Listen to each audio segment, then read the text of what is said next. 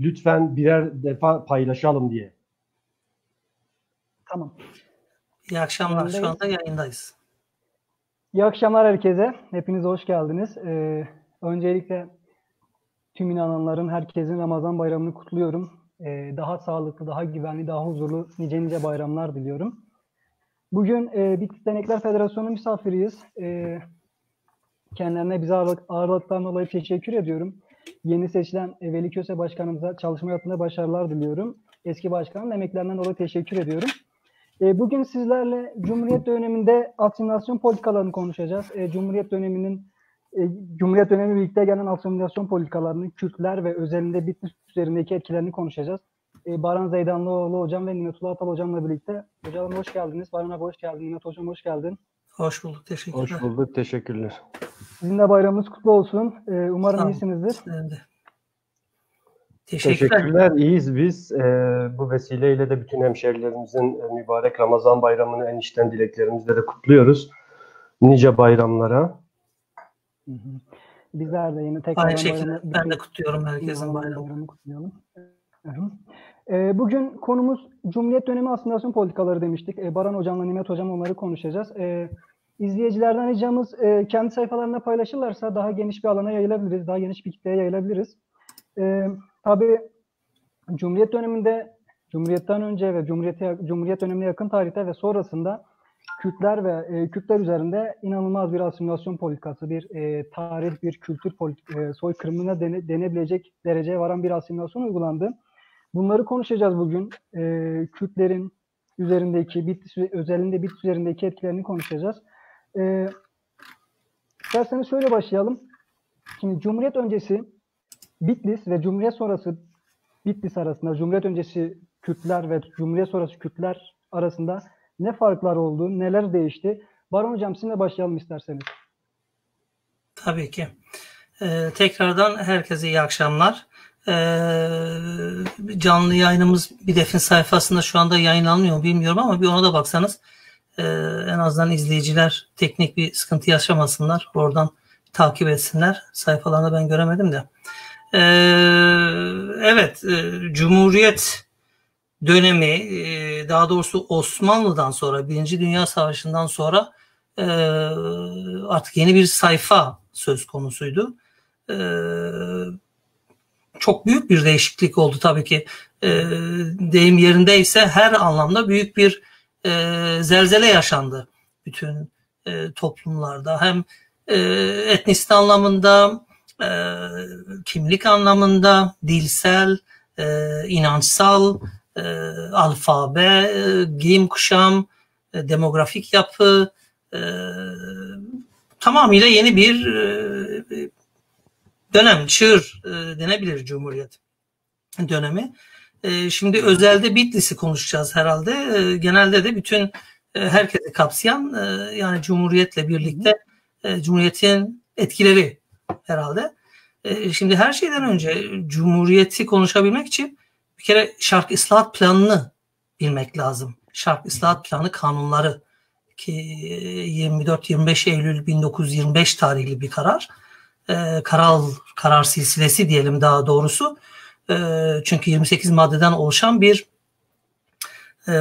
kararnameler diyelim buna. Tabii ondan öncesini bilmek lazım ki bununla da birlikte biraz geriye gitmek lazım. Her şeyden önce Tanzimat dönemi tabii ki. Yanılmıyorsam Nimet arkadaş buna değinecek daha sonra. İşte birinci meşrutiyet dönemi. İttihat ve Terakki cemiyetleri çok iyi bilinmesi lazım. Çünkü her ne kadar yeni cumhuriyet bir önceki idari yapı olan Osmanlı hakimiyetini biz arkada bıraktık, yeni bir sayfa açtık deseler de aslında pratikte ve uygulamalarda Osmanlı'nın son dönemlerinin bir devamı olarak İttihat ve Terakki Cemiyeti, aynı şekilde daha sonra işte Kemalistler, Jön Türkler veya genç Osmanlılar kendilerine demişlerdi ilk başlarda da onlar uyguladıkları politikalarla aslında birbirlerinin devamlılığını kılmışlardır ve devam etmişlerdir bu şekilde. Tabii Osmanlı İmparatorluğu içerisindeki bireylerin duruşu, konumu Cumhuriyet'le birlikte tamamen farklı bir konuma dönüştü. Her şeyden önce artık imparatorluk değil, yeni bir cumhuriyet. Ama bunun da kendisine göre getirdiği bir takım şartlar, bir takım mecburiyetlikler diyelim. Vatandaşlar buna uymak zorunda. Bunların hepsini tane tane açacağız. Nimet arkadaşa bırakayım isterseniz sözü. O tanzimatla başlasın, ben devamını getireceğim. Nimet Hocam, şimdi ikinci tanzimattan sonra ve Cumhuriyet dönemine kadar olan süreçte, yani bize neler bahsetmek istersiniz o süreçten, özellikle o süreç içinde?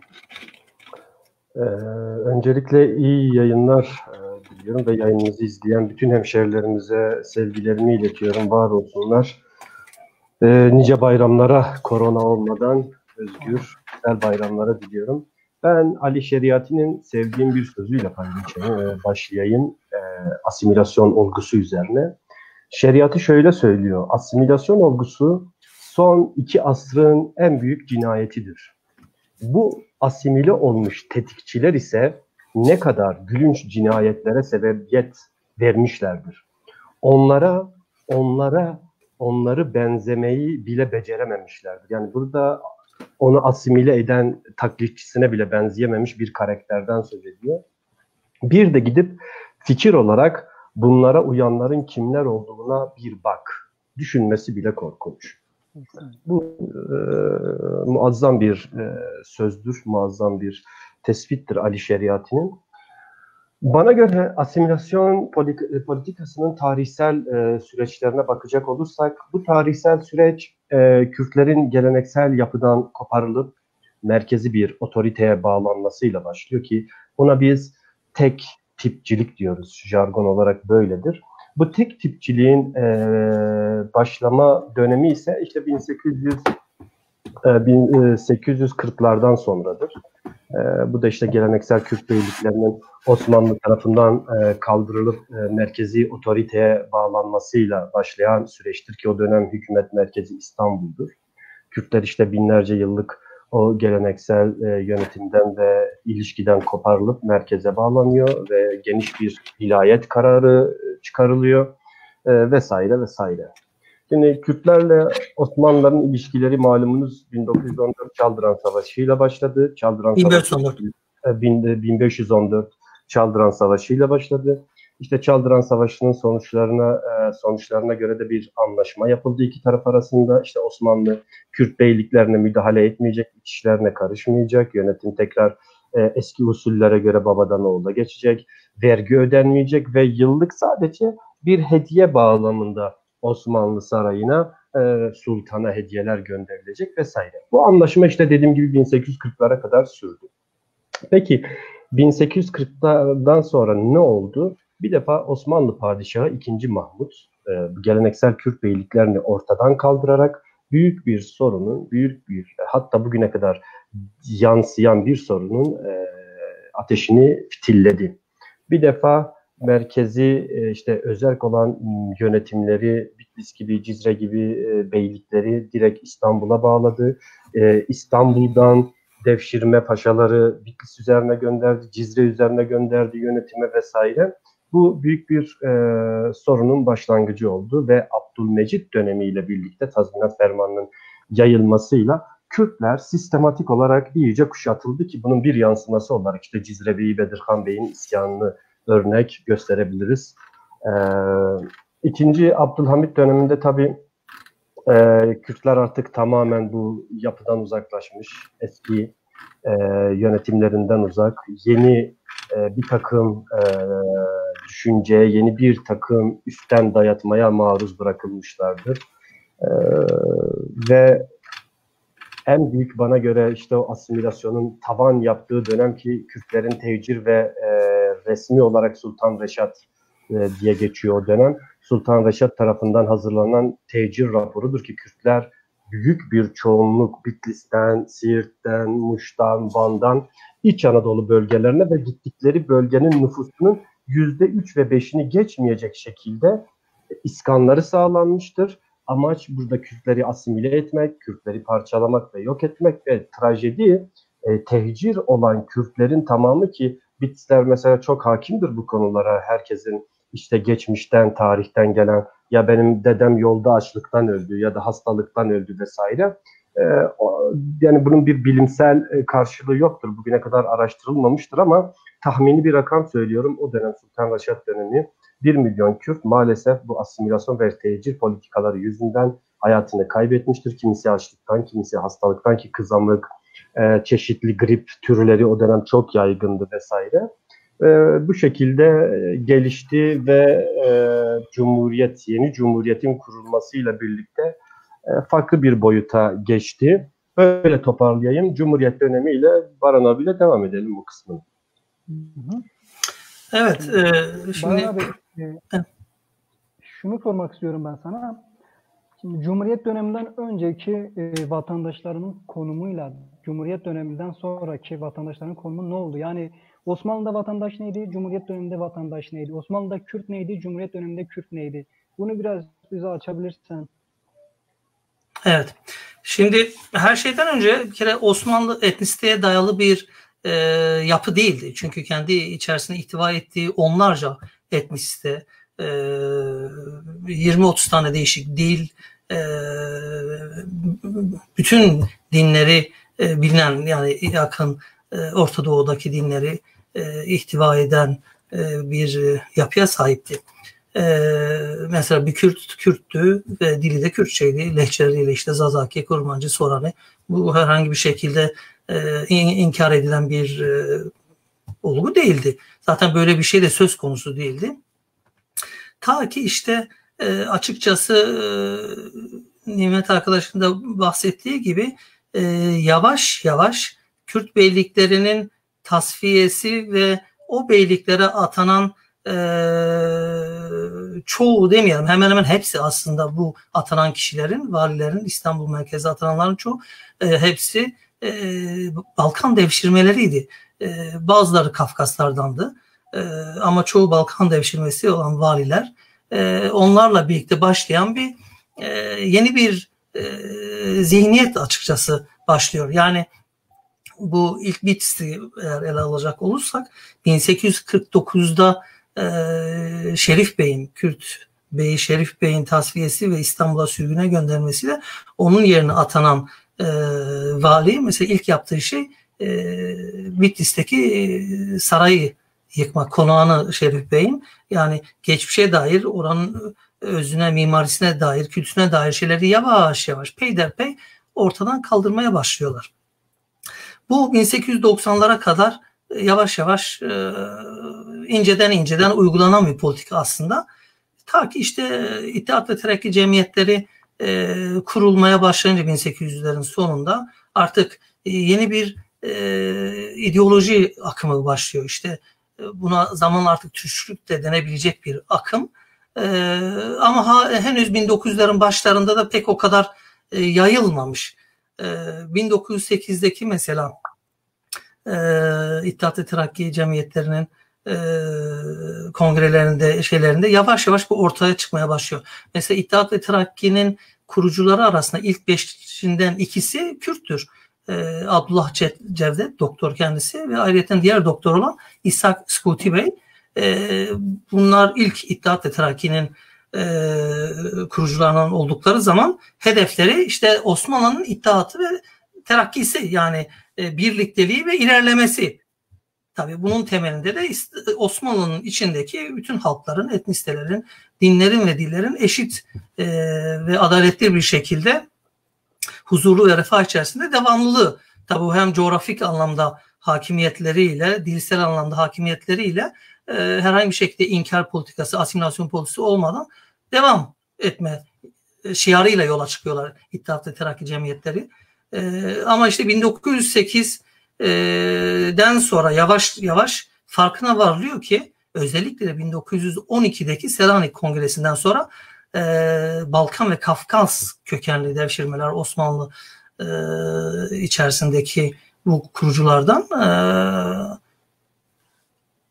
devralıyorlar, yani şey yapıyorlar, ele geçiriyorlar bir şekilde İttihat Terakki'yi ve artık yeni bir politika uygulamaya başlıyorlar. Bu da daha Türkçü, daha Türk İslamcı bir zihniyette daha doğrusu politikalar gütmeyi amaçladıklarını yansıtıyorlar.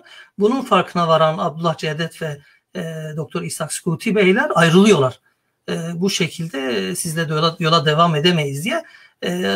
Onlarla birlikte aslında diğerleri de, çünkü İttihat ve Terakki'nin cemiyetleri arasında diğer etnisler var. Arnavutlar var, Ermeniler var, işte Boşnaklar var, Araplar var. Birçok etnisiten olan insanlar da bunlar farkına varınca herkes ayrılmaya başlıyor onlardan, ama onlar yollarına devam ediyorlar. Onlarla kalan Kürtler de oluyor. Mesela Mehmet Ziya Bey diye geçer ki kendileri yazını yazdığı zaman da Ziya Kırdi diye yazardı. Ziya Gökalp. O onlarla birlikte kalmayı yeğliyor ki Talat Paşa, o zamanın başbakanı, Ziya Gökalp'e teklifte bulunuyor. Ona açıkçası bir davetname gönderiyor ve diyor bizim politikamız etno-dinsel bir politika olacak ve Türk İslamcı bir politika uygulayarak devam edeceğiz yolumuza. Bizimle misin? İsteriz sen bizimle olasın falan derken, ki kendisi de zaten sosyolog yanılmıyorsam Ziya Gökalp. Gökalp ismi de daha sonradan alıyor. Soyadı kanunuyla birlikte 1934'te sonra. Onlarla birlikte o devam ediyor ve Kürtler üzerine raporlar hazırlamaya başlıyor. Uyguladığı politikalar da işte Kürtlerin sosyoekonomik, işte sosyokültürel yapılarını ortaya çıkartıp bunu nasıl Türkçülük ve Türk İslam'la birlikte harmanlayıp yeni bir şey yaparız diye o kulvarda kendisini şey yapıyor, ilerletiyor. Tabii bütün diğer milliyetler de Türklük içerisinde ve diğer inançlar da Sünni İslam içerisinde eritilmek amaçlı bir yola çıkıyor İttihat ve Terakki Partisi. İşte bununla ilgili ekipler oluşturulmaya başlanıyor. Ve bu şekilde Birinci Dünya Savaşı'ndan sonra işte özellikle 1920'lerde artık yavaş yavaş Osmanlı'nın hakimiyetini, egemenliğini, daha doğrusu hükümetinin daha doğrusu diyelim zayıfladığı dönemde Ankara'da yeni bir hükümet kuruluyor. 1921'de yeni bir meclis, birinci meclis anlamında.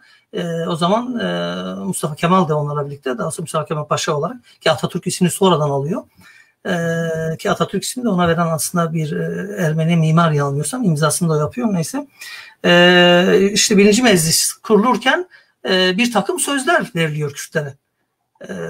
Ve halen dahi şey, yani işte Osmanlı'nın devamıyız bir şekilde ama yeni bir sayfa açacağız ama eşit şartlarda olacak. Adaletli bir şekilde olacak. Herkesin etnisitesi, dili, coğrafyası, hakimiyeti neyse devam edecek. Ama burada nedir? 1915 olayı gerçekleşmiştir ki burada İttihat ve Terakki'nin politikaları sonucu başta Ermeniler olmak üzere, ki onlarla birlikte Süryaniler de büyük bir katliama uygulamışlardır. O yüzden ve daha sonra devam eden 1919'da birlikte işte Pontus Rumları, 1922 ile birlikte, ki burada Sakallı Nurettin Paşa'nın büyük katliamları söz konusu, ki İzmir yangının da bunlardan bir tanesi. Rumlar aynı şekilde göç ettiriliyor. O yüzden Ermeniler, Süryaniler ve Rumlar İttihat ve Terakki için artık bir sorun olmuyor. Çünkü tavsiye etmişler, büyük katliamlar söz konusu olmuş. Bir kalıyor Kürtler önlerinde. Önce Kürtlere bir takım işte sözler veriliyor. Hatta ki köprü geçene kadar, yani yerel jargonda buna böyle denebiliriz. Köprüyü geçene kadar Kürtlere dayı deniyor açıkçası. Hiçbir sıkıntı yok. İşte anlaşırız. Bir takım sözler veriliyor 1921 meclisinde. Hatta 1922 Temmuz'unda, ki hatta 1922 Temmuz Büyük Millet Meclisi konuşmasında Mustafa Kemal Paşa'nın konuşmaları vardır. İçerisinde Kürtlere ve Kürdistan'a dair terimleriyle konuştuğu, hatta El Cezire cephesine ithafen yaptığı konuşmalar vardır. Tabii bu sırada Koçgiri olmuştur. Koçgiri'de Sakallı Nurettin Paşa'nın büyük katliamları gerçekleşmiş. Kürt mebuslar, Diyarbakır mebusları, ki onlar Kürdistan mebusları diye geçerlerdi. Birinci mecliste isim olarak bir soruşturma, daha doğrusu bir şeyde bulunuyorlar. Sakallı Nurettin Paşa'nın yaptığı katliamlardan dolayı cezalandırılması ve bu şeyin yüzüstüne çıkarması bu katliamların, bu yaşanan vahşetin. Orada Mustafa Kemal Paşa açıkçası Sakallı Nurettin Paşa'dan taraf bir adım atıyor ve onu koruyor. Herhangi bir şekilde hakkında bir şey de açılmıyor ki daha sonra onu 1. Ordu Komutanlığı'na dahi terfi ettirtiyorlar. Burada Kürtlere bir mesaj orada başlıyor açıkçası. Artık yavaş yavaş Kürtlere verilen herhangi bir söz dile getirmemeye başlanıyor.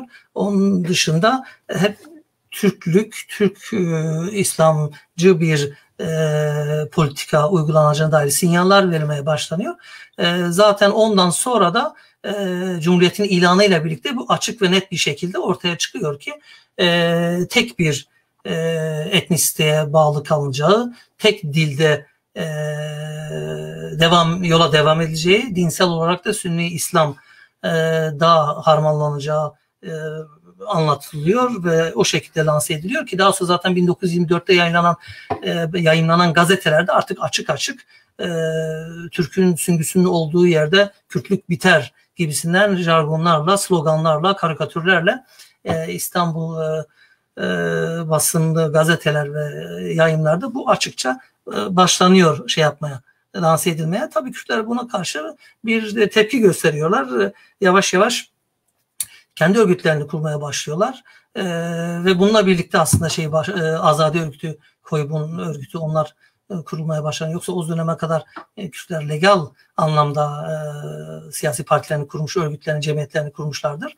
Hatta Osmanlı Cumhuriyet öncesi mesela Kürt Dali Cemiyeti vardı ki o zamanlar diğer partilerden Hürriyet ve Hürriyet ve İtilaf Fırkası mesela İttihat ve Terakki Partisi'ne cemiyetine rakip olan daha doğrusu diyeyim parti Kürtlerle birlikte bir anlaşma ittifaka karar kılmışlardı ve Kürtler özellik anlamında anlaşmalar imzalamışlardı Kürt Dali Cemiyeti ve Hürriyet İtilaf Fırkası ve Kürt Dali Cemiyeti sorumlu imzayı atan kişi de Said Kürdi'ydi, Bitlisli Said Kürdi ki daha sonra Said Nursi oluyor. Said Kürdi'nin de 2 dönemi var bildiğimiz gibi.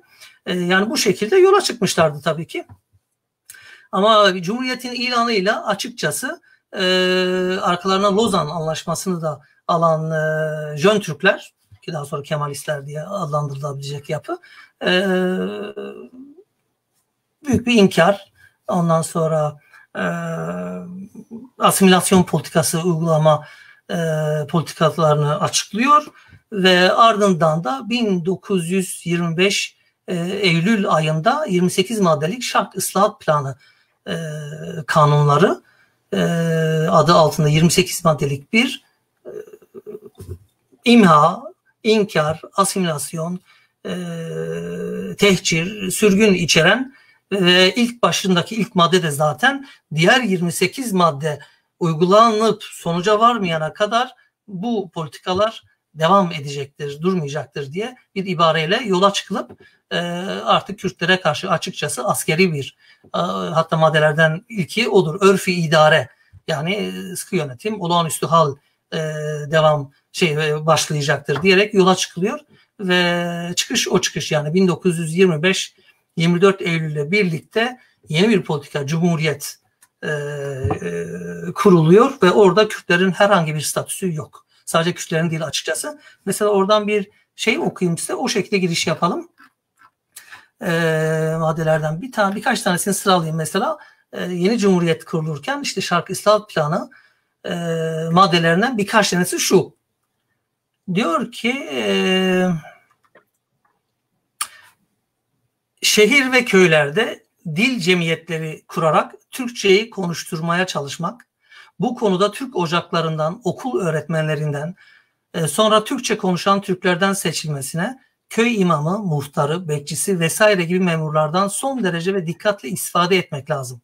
Türklere ve Türkçe'ye değer ve derece vermek, saf Türklüğün ve özellikle Türkçe konuşmanın yalnız şerefli olduğunu değil, maddiyeten de karlı olduğunu kendilerine bir fiil göstermek.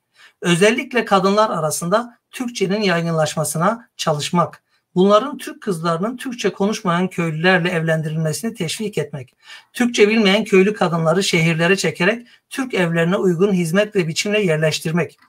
Türklük camiasının genel özelliklerine aykırı olan herhangi yabancı bir hissin zararını ve kötülüğünü kendilerine her fırsatta anlatarak eski yerleşik alışkanlıklarından onları soğutmak. Kıyafetin, şarkıların, oyunların, düğün, cemiyet, adet ve geleneklerinin milliyet ve ırk hislerini daima uyanık tutan ve toplulukları geçmişlerine bağlayan bağlar olduğu unutulmamalı. Bu nedenle dille beraber bu gibi aykırı adetleri de kötü ve zararlı göstermek ve görmek ve özellikle kötü göstererek hiçbir şekilde tercih edilerek yüceltmemek, basit ve ilkel olduğunu her fırsatta kötüleyip ayıplamalı. O dili konuşan topluluklara bağlı kişilerin ve ailelerin isim ve lakaplarını Türkçeleştirmek, nüfustaki kayıtlarını değiştirmek, künyelerini fırsat buldukça düzeltmek ve kendilerine hiçbir şekilde örneğin Boşnak, Çerkez, Laz veya Kürt dedirtmemek, köylerin ve dildeki isimleri değiştirmek, kendilerini ve yerleri buna alıştırmak, evlerinde ve aralarında Türkçe konuşturmak ve içtenlikle kendilerine Türk'üm dedirtmek, bu şiarı onlara naklettirmek. Sonuç olarak dillerini, adetlerini ve dileklerini Türk yapmak, Türk'ün tarihine ve bahtına bağlamak, her Türk'ün üzerine düşen milli ve görev ve vazife olduğunu onlara anlatmak şarttır diyerek yola çıkılıyor. Tabii bunlar bu şekilde devam ediliyor ve bunların uygulanması için pilot bölgeler oluşturuluyor. Bunların başında Dersim var açıkçası. Hatta onun için ayrı maddeler var. Orada da belirtiyor. Dersim Alevi Kürtlerinin bir an önce asimile edilmesi. Onun dışında pilot bölgelerden bir tanesi de Bitlis. Ve Bitlis, Erzincan, Erzurum diyerek yola çıkılıyor. Bu şekilde maddeler devam ediyor. Birazdan onu daha çok açalım. Özellikle pilot bölgeler üzerine daha çok açalım. Ben sormak istiyorum. Az önce hani şeyden sonra özellikle bu devşirme valilerinin atanmasıyla birlikte başlayan isyanlar oldu veya işte örgütlenmeler oldu. Azadi Hareketi bunun bir örneği, Koybun bunun bir örneği. İşte ayaklanma olarak işte Bitlis isyanı, 1914-15 Bitlis isyanı. Bunlardan biraz bahsedelim istiyorum. Yani Azadi Hareketi, Koybun hareketleriyle ilgili yani bize biraz bilgi aktarırsanız. Nimet Hocam. Tabii, ben kısaca sadece şeyi söyleyeyim. Yani Nisan ayı 1914'te gerçekleşen Bitlis isyanı Melas Selim Şeşabet'in liderliğinde, hatta 3 kişiydiler. Açıkçası belirtiyorlar. Yani onların şeyleri gidişata karşı bir ayaklanma. Yani başta Jön Türkler olmak, İttihat ve Terakki'nin gidişatı hiç memnun olmadıklarını bu şekilde bir direniş başlatıyorlar. Ve Kürtlerin işte o dönem Şeyh Ubeydullah'tan sonra 1880'den sonra yani ikinci büyük ayaklanmalardan bir tanesi. Onu bırakayım. Nimet arkadaşa o devam etsin oradan. Şimdi 1914 Bitlis ayaklanmasına işte eğer biz asimilasyon bağlamında bakacak olursak burada karşımıza inanılmaz bir tablo çıkıyor ki şöyledir. Jön Türkler, İttihat Terakki, yani Melas Selim'in işte Baran abi orada ismini zikretmedi, hatırlamadım muhtemelen. Melas Selim'in bugünkü Fatih Yokuşu'nda bulunan kilisede Patrik'le bir görüşmesi oluyor. Patri'ye şöyle bir şey söylüyor. Enver ve Talat yeni bir sistem getiriyor batılılaşma adı altında. Bu batılılaşma adı altında getirilen sistemin bizim için hiçbir faydası yoktur ve biz bu sistem bünyesinde, dahilinde yokuz, yer edinemeyiz vesaire. Patrik diyor ki Melas Selim'e, hayır, senin söylediğin Seyda, bu sözler tamamen şeriatın sözleridir. Siz şeriatı bir bölgesinde hakim kılmaya çalışıyorsunuz. Talat ve Enver'in getirdiği laik sistem bizim için daha yaşanabilir bir sistemdir. Trajik ki 1915'te bu laik sistemin bu milletin başına neler getirdiğini ayrıca biliyoruz belgelerden vesaire. Şimdi orada Kürtlerin karşı durdukları en bariz durum, Kürtler bir defa tepeden dayama bir kimliği kabullenmiyor. Burada sadece kimlikle ilgili bir problem yok, dinle ilgili de bir problem var. Hani Padişah Sultan Vahdettin'in çıkan arşivinden çıkan işte Kürdistan İhtibas Komitesi'ne ait belgeler bile bunu doğruluyor ki o zamanki Ankara hükümetine, İttihat ve Terakki'ye bir defa din kardeşliği gözüyle de bakılmıyor. Bunlar işte halifeliği ortadan kaldırmış, dini ayaklar altına almış vesaire vesaire. Kürtler bu tür bir baskıyı, tepeden inme bir kimliği kabul etmediği için Abdülrezzak Bedirhan'la da istişare ederek ki Şerif Paşa da bunun diplomatik ayağıdır, dışarıdaki ayağıdır o dönem. Bir isyana başvurdular ki bu Jön Türklere karşı Kürt yakın tarihindeki ilk isyandır.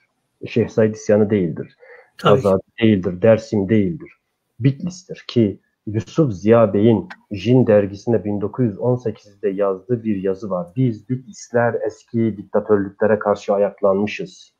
Biz hiçbir zaman zulmü ve baskıyı da kabul etmemişiz. Bu çıkışlar bize şunu gösteriyor. Bitlis'teki Kürtlerin bir kısmı asimilasyon baskının böyle had safhada olmadığı bir dönemde bu tür bir tehlikeye karşı öngörü sahibiydiler ve öngörü sahibi oldukları için böyle isyanlara ya da isyan tabiri ne kadar doğru bilmiyorum ama ayaklanmalara başvurmuşlardır. Mesela işte bu tür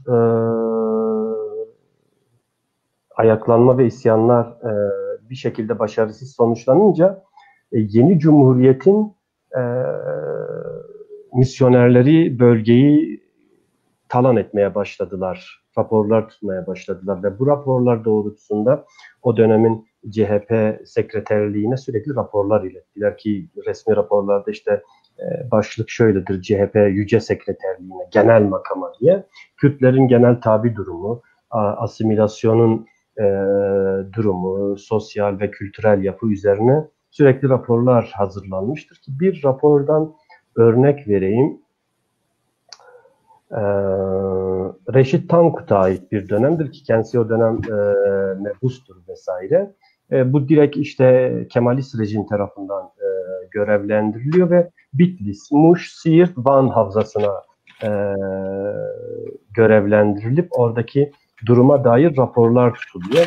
Mesela şöyle bir örnek veriyor. Diyor ki Siirt'ten bahsediyor. Siirt'in işte karakterist özelliği, işte Kürt olma özelliğini biz Bitlis'te de takip edebiliyoruz. Fakat Şafii mezhebinin gevşemez disiplini altında ezilmiş olan Türk dilli Bitlisliler ki ilerleyen dakikalarda bunu da izah edeceğiz. Türk dilli Bitlislerden kasıt nedir? İşte Kürtlerin... Türk dilli Kürtler aslında. Bu Kürtlerin işte Bitlis'teki Kürtlerin Azerice'yi bilmesi, bu Azerice'yi neden bildiklerini bilmedikleri için de böyle Türk dilli bir Bitlisli kavramı geliştirmişler. Vatan muhabbetini ve din ve ayin çerçevesinden sıyırıp çıkaramadıkları için Türklüklerini ancak bir derviş vecdi içinde tazis edebiliyorlar. Yani buradaki kasıt ya işte tasavvufi bir şey. Direkt söyleyemiyor ama dolaylı yoldan anlatıyor bu Türklüğü. Böyle şey yapmış, dramatize etmiş buradaki raporun. Fakat artık onlar Ankara'ya yönelmişler diyor raporun devamında. Birkaç sene sonra ileriye doğru 5-10 adım onları bir Sivas, bir Kayseri Türk'ü gibi yapabilecektir. 12-13 sene evvel burada his edebildiğim Mir Şeref ruhunu bu sefer duymadım. Mir Şeref'ten kastı Şerefhane Bitlisi'ydi. Şerefname'nin sahifelerini ve onun içinde okunan Kürt destanlarını artık okumadıklarını veya daha az heyecan duyarak okuduklarını sanıyorum. Bu sefer Bitlis'in çehresini oldukça muhlis buldum. Şimdi bu söz bile buradaki asimilasyon politikasını, toplum üstündeki korkunç baskıyı bize gösterebiliyor. 13 yıl önce ziyaret ediyor ki bu ziyareti hangi yıla denk geliyor? Ben hemen raporun başlangıcına bakıyorum. 1940. Yani 13 yıl öncesinden gelmiş, bir daha ziyaret etmiş. Diyor ki 13 yıl önce geldim, Kürtler burada, Şerefname'den bahsediyor, Şerefhan'dan bahsediyor. Burada yer alan destanlardan etkileniyor, destanlardan bahsediyor kendi aralarında vesaire vesaire ki biz diyoruz ya Şerefname bir tarih kitabının ötesinde bir kimliktir. Tarih kitabının içinde bazen doğru olmayan bilgiler de olabilir, tartışılabilir bilgiler de vardır vesaire. Ama Kürtler bu kitaba bir kimlik bağlamında bakmışlardı ki Fransız oryantalistler, akademisyenler 1880-1890'da araştırmalar yaparken şöyle bir şey düşüyor Şerefhan Bitlisi için. Şerefhan Bitlisi Kürtlerde büyük bir ulusal anlam ifade ediyor. Böyle bir not düşerler. Bu tür raporları hazırlayarak esasen tamamen Kemalizmi topluma enjekte edebilmenin altyapısını ve zeminini hazırlıyorlar. Ve bunun süreci takip eden halk evleri vesaire ki ben halk evlerinin birazdan erişebilirsem listesini göndereceğim, izleyicilerle paylaşacağım buradan. İlk Türk kime denir? İkinci kitap Türk tarihi. Bitse istenilen kitaplar bunlar. Türk kimdir? Türk tarihi nedir? Vesaire. Ben de geleceğim oralara. Evet. Tabii. Şimdi 1947'de yine aynı şekilde bir rapor hazırlanıyor. Bu rapor ilginç, bana en gelen raporlardan bir tanesidir ki demek ki 1947 yılında bile Bitlis merkezde hala bu tür marşlar okuyan, eğitim veren kurumlar var. Yani bu bizim için çok önemli bir referanstır. Diyor ki Bitlis'e bağlı Maşuk diye bir köy ki ben bu Maşuk köyünün ne olduğunu çıkaramadım ortaya. Muhtemelen bir karışıklık var orada. Kürtlerin eğitim ve öğrenimlerini Kürtçe sürdürdüklerine dair bir rapor hazırlanıyor. Müfettişin biri gitmiş, Bitlis merkeze yakın bir köyde Kürtlerin Kürtçe ve Kürt diliyle, Kürt gelenek görenekleriyle eğitim aldığına dair bir okul görüyor ve bu okulu gördükten sonra rapor hazırlıyor. Bu raporu da yine CHP Genel Sekreterliğine gönderiyor. Raporun içinde şöyle, çocukların okuduğu bir marş not tutulmuş. Kürt ili güzel ildir. Madeni gümüş ve altındır. Ne yapılmıştır? Kürt ili çimendir. İçinde aslan kaplan vardır. Bunlar hep bizim arkadaş ve ahbabımızdır. İlk önce dünyada iki devlet vardı. Biri Fars idi, diğeri biz idik. Türk, Arap, Acem yoktu. Biz ne Türk'üz, ne Arap, ne Rum'uz. Fakat bugün Rumların elinde esir düşmüşüz ya da işte ellerinde virane olmuşuz vesaire. Buradaki tarihsel bir çıkış var. Marştan ziyade bir defa bu marşta, bu çocukların söylediği bu sözlerde o dönemin background'unda, arka planında, bilinçaltında şöyle bir şey yatıyor. Evet, biz bir dönem Perslerle birlikte buradaydık ki Medler. 1947'de demek ki Kürt çocukları Bitlis'in herhangi bir köyünde bu şeye hakimdiler, bilgiye hakimdiler. İşte onlar yokken biz vardık. Bizim ilimiz, coğrafyamız çok güzeldir. Aslan var. İşte burada hem tabiata hem canlıya yönelik mesajlar var vesaire. Nitekim bu rapor kapsamında Ramazan isimli Mardin nüfusuna kayıtlı öğretmen tutuklanıyor ve okul mühürlenerek kapatılıyor. Şimdi ondan sonra hemen bu raporun altına düşmüşüm ben yayınladığımda. Mesela diyor ki işte Kürtlerin şehirlere yerleşmesi engellenmelidir. Kürtlerin etkisini azaltmak için Karadeniz'den buraya muhacirler getirildi. Şehirlere değil, oradaki ibare şöyle, Ermenilerden boşalan yerlere Kürtlerin yerleştirilmemesi. O 7. maddede duruyor. Benim söylediğim 1. madde. Bu da maddelerden biridir. Yani işte kırsalda kalacaklar. Evet. Ermenilerden kasıt o kırsaldakidir. Kaçıncı maddedir? Önümdeki 7. maddede duruyor o vesaire. Diyor ki işte engellenecek, yerleştirilmeyecek. Bunlar Türkler arasına alınacak, muhacir edilecekler. Belirli nüfuslara dağıtılacaklar. İşte Anadolu'nun ya da Karadeniz'in herhangi bir yerinden de muhacir gönderilip asimile ettirilecekler vesaire vesaire. Bu şekilde sürdürmüşler asimilasyon politikalarını. Sözü burada Baran abiye var. Tabii orada ben bir şeye hemen değineyim Mazlumcum. Şimdi Bitlislilerin ve Kürtlerin tabii ki o konudaki duruşları, mesela ben seyyahlar üzerine senelerdir çalışma yaparım. 1838 yılında Bitlis'e gelen bir Amerikalı seyyah var, Horatio Southgate. o Bitlis'e geldiği gün Şerif Bey'i arıyor ve Şerif Bey'in hemen şehrin girişindeki bir handa bulunduğunu söylüyorlar ona. O da gidiyor. Büyük bir kalabalık tarafından işte karşılanıyor. Şerif Bey onu karşılıyor, bu Amerikalı misyoneri, rahip. Diyor buyur kimdir, kimsin, nesin, neye gelmesin diye. O da diyor işte geldim, buraları geziyorum falan filan, neyse. Diyor ayrıyetten sana bir mektup getirdim. Diyor kimden getirdin, ne mektubu? Yaverine diyor bak ne mektubudur diye. O da alıyor mektubu. Yaveri Mahmut diyor. O Mahmud'u duyunca Kürt Bey, Şerif Bey elini tersiyle iteliyor mektubu diyor. Ne onun adı ne mektubu istemem. Burada 2. Mahmut'tan bahsediyor. Yani misyoner ona sultandan getirmiş, o reddediyor, kabul etmiyor. Yani 1838'de böyle bir var. Kabul etmiyorlar. Çünkü başlamış onların tavsiyesi, işte Kürt beylikleri yavaş yavaş ortadan kaldırıyor, yerlerine devşirme valiler atanıyor. O zamandan başlıyor bu sıkıntılar ki 1849'da artık deviriyorlar Kürt beyliklerinin en son olan Bitlis'i. O şekilde yavaş yavaş işte mütesellimlerdir, valilerdir, kaymakamlardır derken atıyorlar. Başta Bitlis olmak üzere bütün diğer illere de tabii ki. İşte diş geçiremedikleri yerlere de bir şekilde çıkartma yapıyorlar ki Dersim sadece 1938-37'deki katliama olmamış, maruz kalmamış. Osmanlı döneminde de birkaç defa olmuş açıkçası oraya. Çünkü bir özellik yapı, binlerce senedir orada yaşayan insanlar kendilerine bir beylikleri, bir düzenleri vardı yani. İşte 1800'lerin sonuna doğru İttihat ve Terakki ile başlayan bu yeni akım Kürtleri rahatsız ediyor aslında. Kürtler hissediyorlar ama tabii araya 1. Dünya Savaşı giriyor. 1. Dünya Savaşı ile ilgili bir hırgür çıkıyor. Kürtler bir türlü hem toparlanamıyorlar hem de çok yani belirli bir hedefleri de yok o zaman.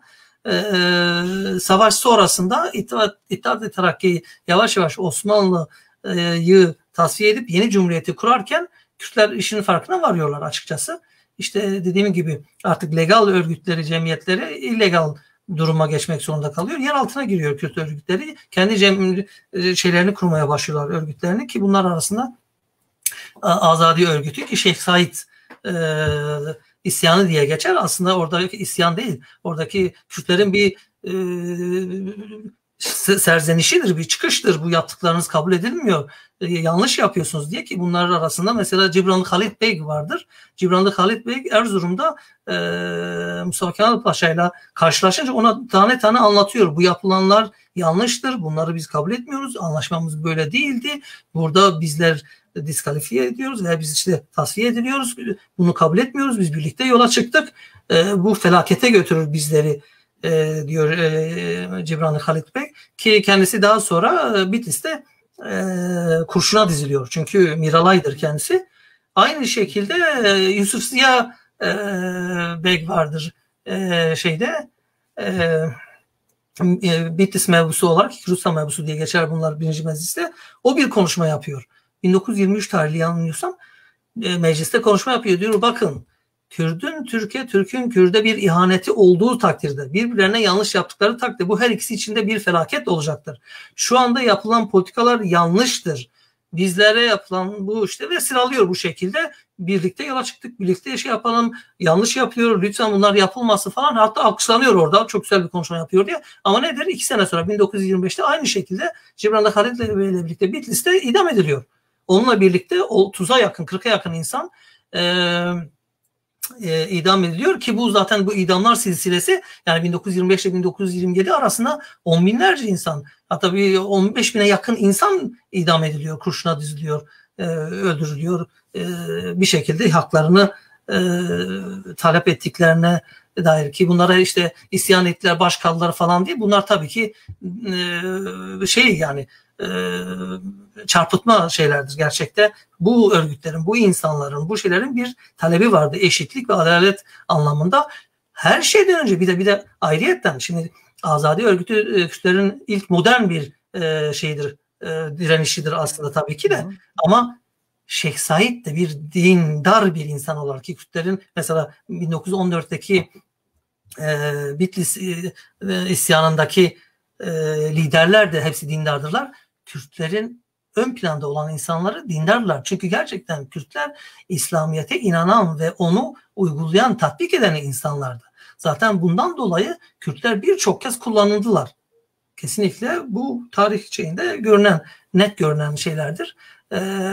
Ve onların İttihat ve Terakki'ye baş kaldırmalarındaki en büyüklerden bir tanesi de tabii ki din konusunda da gelenek ve görenek, anlayış anlamında onlara ters düştüğünü dile getirmişlerdir. Ama işin içinde hem milliyetçi hem de milli bir kimlik olarak da bir duruşları vardı Kürtlerin. Bu da İttihat ve Terakki'nin işte isyandır, bize baş kaldır, biz tek bir dil, tek ulus, tek bir anlayış zihniyetiyle yola çıktık, kabul etmiyoruz gibisinden açıkçası olayı basite indirgersek bu işi askere havale edip örfü idare derken işte olağanüstü bölge ilan edildi. Ondan sonra Şark Islahat Planı kararnameliyle asinasyon politikaları, inkar, ondan sonra red, söylemler ve aynı şekilde yazılı kitaplardır, gazetelerdir, dergilerdir.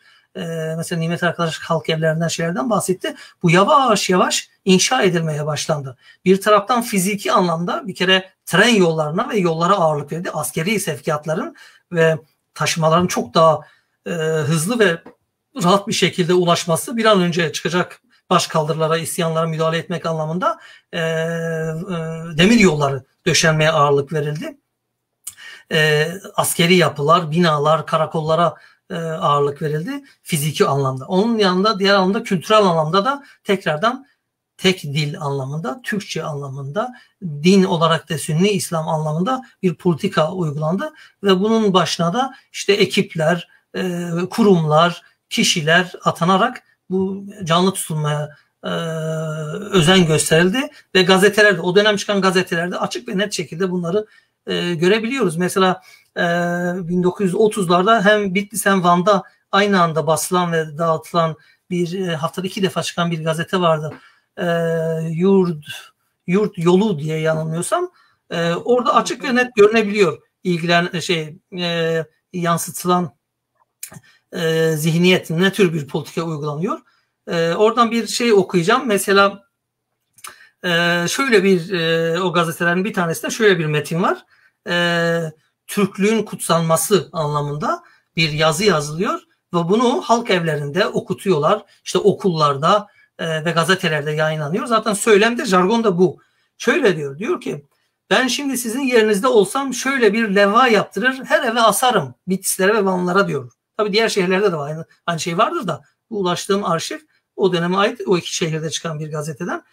Diyor ki bu levhada şöyle yazılması lazım. Türk'üm çünkü bu adı bu millete Allah vermiştir. Türk'üm çünkü Türk Allah'ın askeridir.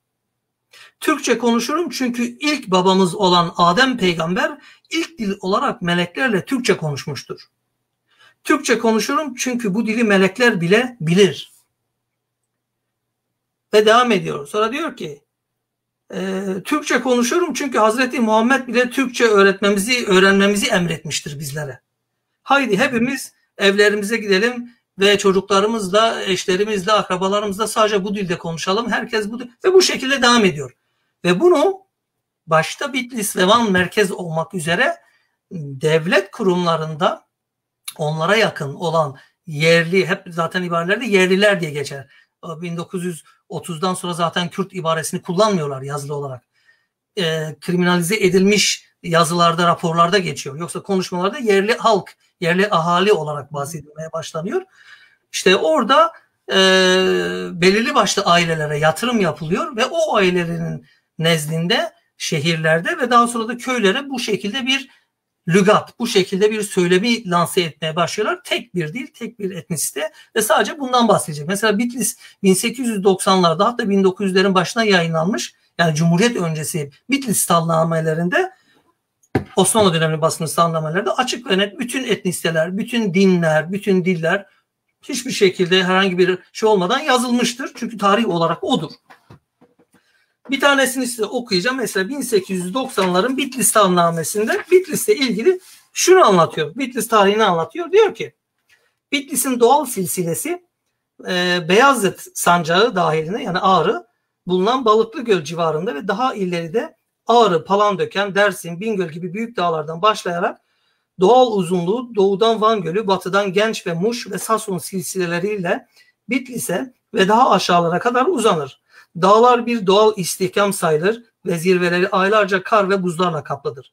Alışık olmayanların barınmalarına uygun olmayan ve soğuk havaların daimi dolaşım yeri olan Kürdistan dağları ve bu dağların aralarından ve ovalarından geçerek zaman zaman bol akışıyla geçişi kolay olan büyük sularda Bitlis'in konumunun önemli engellerini belirlemeye yeterlidir. Bitlis güneydoğusundan başlayarak Siirt, El Cezire, Musul, üzeri Bağdat ve daha pek aşağılara kadar uzanan ve sağı solu Kürtlerden nice sadık kavimler ve Osmanlı kahramanının meskeni bulunan önemli bir askeri yolun girişindedir. Bitlis yine güneybatısından başlayarak her yeri Osmanlı'ya has sadakat ve mükemmel kahramanlıklara meşhur Kürt kabileleriyle yaşadığı ve kendi nazarlarında hürmet gösterdikleri vatanları olan Garzan, Diyarbakır, Halep ve ta Garp'a kadar ve böyle şekilde devam ediyor. Bu mesela 1890'dan bir salname. 1926 yani Şarkıslar Planı kararnameleri çerçevesinde yeniden basılmaya başlanan Bitlis salnamelerinde aynı bölümün devamı olarak, tabi bu bölümleri bu şekilde yazmıyor orada. Şöyle diyor burada, Bitlis tarihine hemen geçiş yapmış. Tabiatı bir cümle yazıyor. Diyor ki şehir Yavuz Sultan Selim'e kadar çeşitli hükümdarlar görmüştür. Bir müddet Azerbaycan hükümdarlarına bağlı Karakoyunlu Sultan Celaliler, Akkoyunlar, Uzun Hasanlar idaresinde kalmıştır. Daha sonra Osmanlı padişahlarına bağlı hanların soyundan gelenlere intikal ederek yönetilmiştir. Osmanlıların Anadolu'ya istilalarından evvel ve sonrası Bitlis ahalisi genellikle Türk kabilelerinin geçit mahalline denk gelmiştir. Burada hep Türkler yaşamıştır. Bu yüzden kasabalar tamamen Türklerden ibaret olup halk Türkçe konuşur. Bu da 1926'dan sonra basılmış salnamelerdir ki 1960'larda Bitlis'te bir Bitlisli tarafından basılmış kitaplardan bir tanesini göstereyim size. Bitlis'i tanıyalım diyor. İçinde Bitlis'ten başka her şey var. Bu bir örnek. Onun dışında Bitlis yıllıkları var mesela. Yeni basım 1971-1973 bütün örnekleri bende var. Burada da aynı şekilde anlatıyor işte Ağlat Urartu Türkleri kurmuştur. Oradan başlıyor. Hizam ve Mutki, Silme hepsi Türktür ve Türkçe konuşur gibisinden bu şekilde 1930'lar, 40'lar, 50'ler, 60'lar, 70'ler, 80'lere kadar bütün jargon bu şekilde hep devam etmiştir. Yani Cumhuriyet Şarkısal Planı kararları çerçevesinde tek bir etnisiteye sadece atıf var, tek bir dilin varlığı konuşulmakta, tarih tamamıyla çarpıtılmış ve Bitlis merkezdeki belirli ailelere yatırım yapılıp imtiyazlar sağlanarak onların da bu şekilde bir propaganda yapmasıyla Bitlis merkezde sadece bu var olmuştur. Ki zaten 3 nesil sonra, ki geriye dönük ise 3 nesil sonra o ailelerin çocukları da zaten kendilerini Horasan'a, Buhara'ya, Bağdat'a, Yemen'e, Irak'a götürmeye meyilli ve büyük bundan da zevk alıp huşu içinde bu söylemleri dile getiren aslında babaları, dedeleri, bütün aşiretleri Bitlis tarafından bilinen Kürt ailelerdirler. Ki yazılı olarak hiçbir zaten arşivsel ve belge kaynak yoktur. Bu aileler Horasan'dan, Buhara'dan gelmişti diye. Bunlar sonradan uydurma çıkma söylemlerdir. Temelinde de Şark İslam planlarındaki zorlamalar, mecbur bırakmalar, yasaklar, sürgünler, idamlardır. Ki Bitlis merkez zaten 1925 idamlarını Gök Meydan'da görmüş, yaşamıştır. Bitlis isyanı sonrasını yaşamıştır, idamları, sürgünleri yaşamıştır. Ayrıyeten zaten Şarkı İslam Planı'nın ibarelerinden, şeylerinden bir tanesi de nedir adı? Kararnamelerinin bir tanesi zaten Kürtçenin başlı başına yasağı. Orada gidiyor. Belediyeler ve resmi kurumlarda, şehir merkezinde, çarşıda ve sokakta kesinlikle Türkçenin dışında başka bir lisan kullanılmayacak, konuşulmayacak. Konuşulanlara ve bunu ağzına alanlara da ceza verilecektir falan filan diye. Bu şekilde yani Cumhuriyet'le birlikte böyle bir deprem diyeceğim, aslında deprem değil, tsunami geçirmiştir toplum. Bunun ardından tekke ve zaviyelerin, medreselerin kapatılması, bunda en büyük zararı Kürtler görmüştür. Çünkü Kürtlerin yüzyıllar boyunca eğitim verdiği yerler medreselerdir. Medresede sadece dini anlamda bir eğitim yok. Fıkıhı da var, diğer edebiyatı da var, şiiri de var. Hatta çok eskilerde gidersek felsefe dahi var, matematik var, fizik var, var ama bunlar hep Kürtçe olurdu, Arapça olurdu, Farsça olurdu. Nedir? Tekke ve zaviyelerin kapatılması büyük bir darbe vurmuştur Kürtlerin eğitimine ve mecbur bırakılmışlardır sadece Türkçe eğitime gitmeye. Zaten 1890'larda Rüşdiye falan açılıyor Bitlis merkezi ve diğer illerde. Sadece Türkçe konuşulacak ve ayrıyeten resmi makamlarda, belediyelerde hiçbir yerde aracı da kullanma hakkın da yok. Yasak. Birebir görüşmek zorundasın. O da bu dilde bilmek lazım. O da bir dayatma. Bu şekilde insanlar iş bulabilmek için, çalışabilmek için, sağlık hizmeti alabilmek için vesaire Türkçe bilmek zorunda kalıyorlar. Tarihi ve kendilerini inkar etmek zorunda kalıyorlar. Bir şekilde köklerini bir yerlere götürüp bağlamak zorundalar. İşte dini anlamda hepsi peygamber soyuna kendilerini seyit olarak gösterip işte din anlamında biz peygamber soyundayız ki halbuki o bir etnisitedir. Kureyş-i aşireti Arap'tırlar ki değil bu insanlarımız Kürttürler. Dini anlamında bir ünvandır seyitlik Kürtlerde açıkçası. İlim, dini anlamda, fıkıh anlamında fakihlerimiz vardır mesela.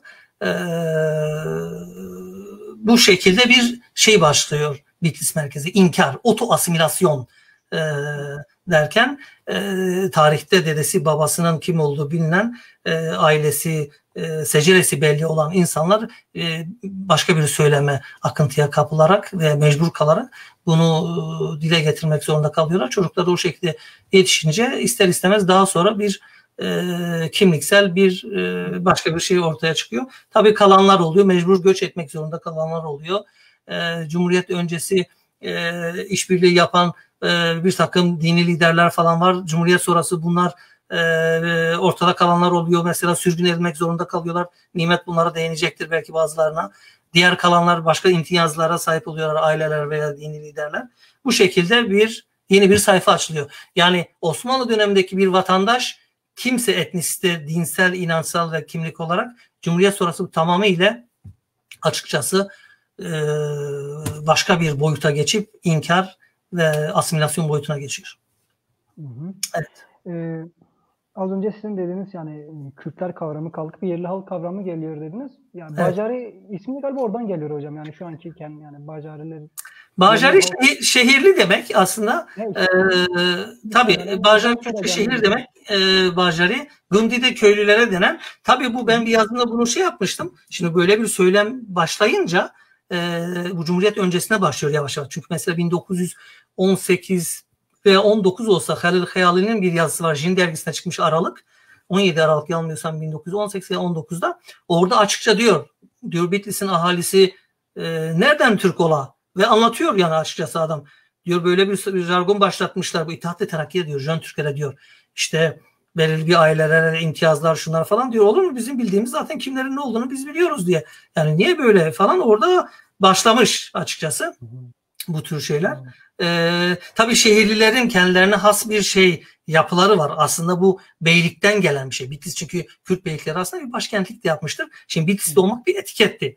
Şimdi kendilerini köylü gösteremiyorlar ama bir de şey de gösteremiyorlar. Nedir adı? Başka bir etnisiteden Kürt olduklarını söyleyemiyorlar. Ne diyecekler? İşte iki arada bir arada kalmışlar. Biz ya diyorlar işte Kafkaslardan geldik ya Orta Asya'dan Buhara falan derken tabii Kürtlerde yani köylüler amcaoğludur mesela akrabasıdır. Allah Allah diyor. Sen ne diyorsun? Neden bahsediyorsun diye orada bir kırılma başlıyor. Zaten sadece Bitlis merkeze has bir jargondur bu. Köylerde böyle bir şey yoktur. O da ayrı bir şey. Evet Mehmetciğim. Nimet Hocam sizinle özellikle bu Şark İslahat Planı'ndaki pilot bölgelere devam etmek istiyorum. Onun öncesinde bizi izleyen arkadaşlardan ricamız olsun. Yayını paylaşırlarsa daha geniş kitlelere ulaşalım. Yani ricamız olsun sizden. Nimet Hocam, Şark İslahat Planı'nda pilot bölgeler vardı. Dersim, Bitlis, Erzurum gibi pilot bölgeler vardı. Yani bu pilot bölgelerin özelliği ve pilot bölge olmalarının nedeni nedir acaba? Bize biraz anlatır mısınız? Mikrofonunuz kapalı hocam. Mikrofonunuzu açın. İki pilot bölge var. Birinci pilot bölge Dersim. Dersim üzerinden Alevilik dizayn edilecek.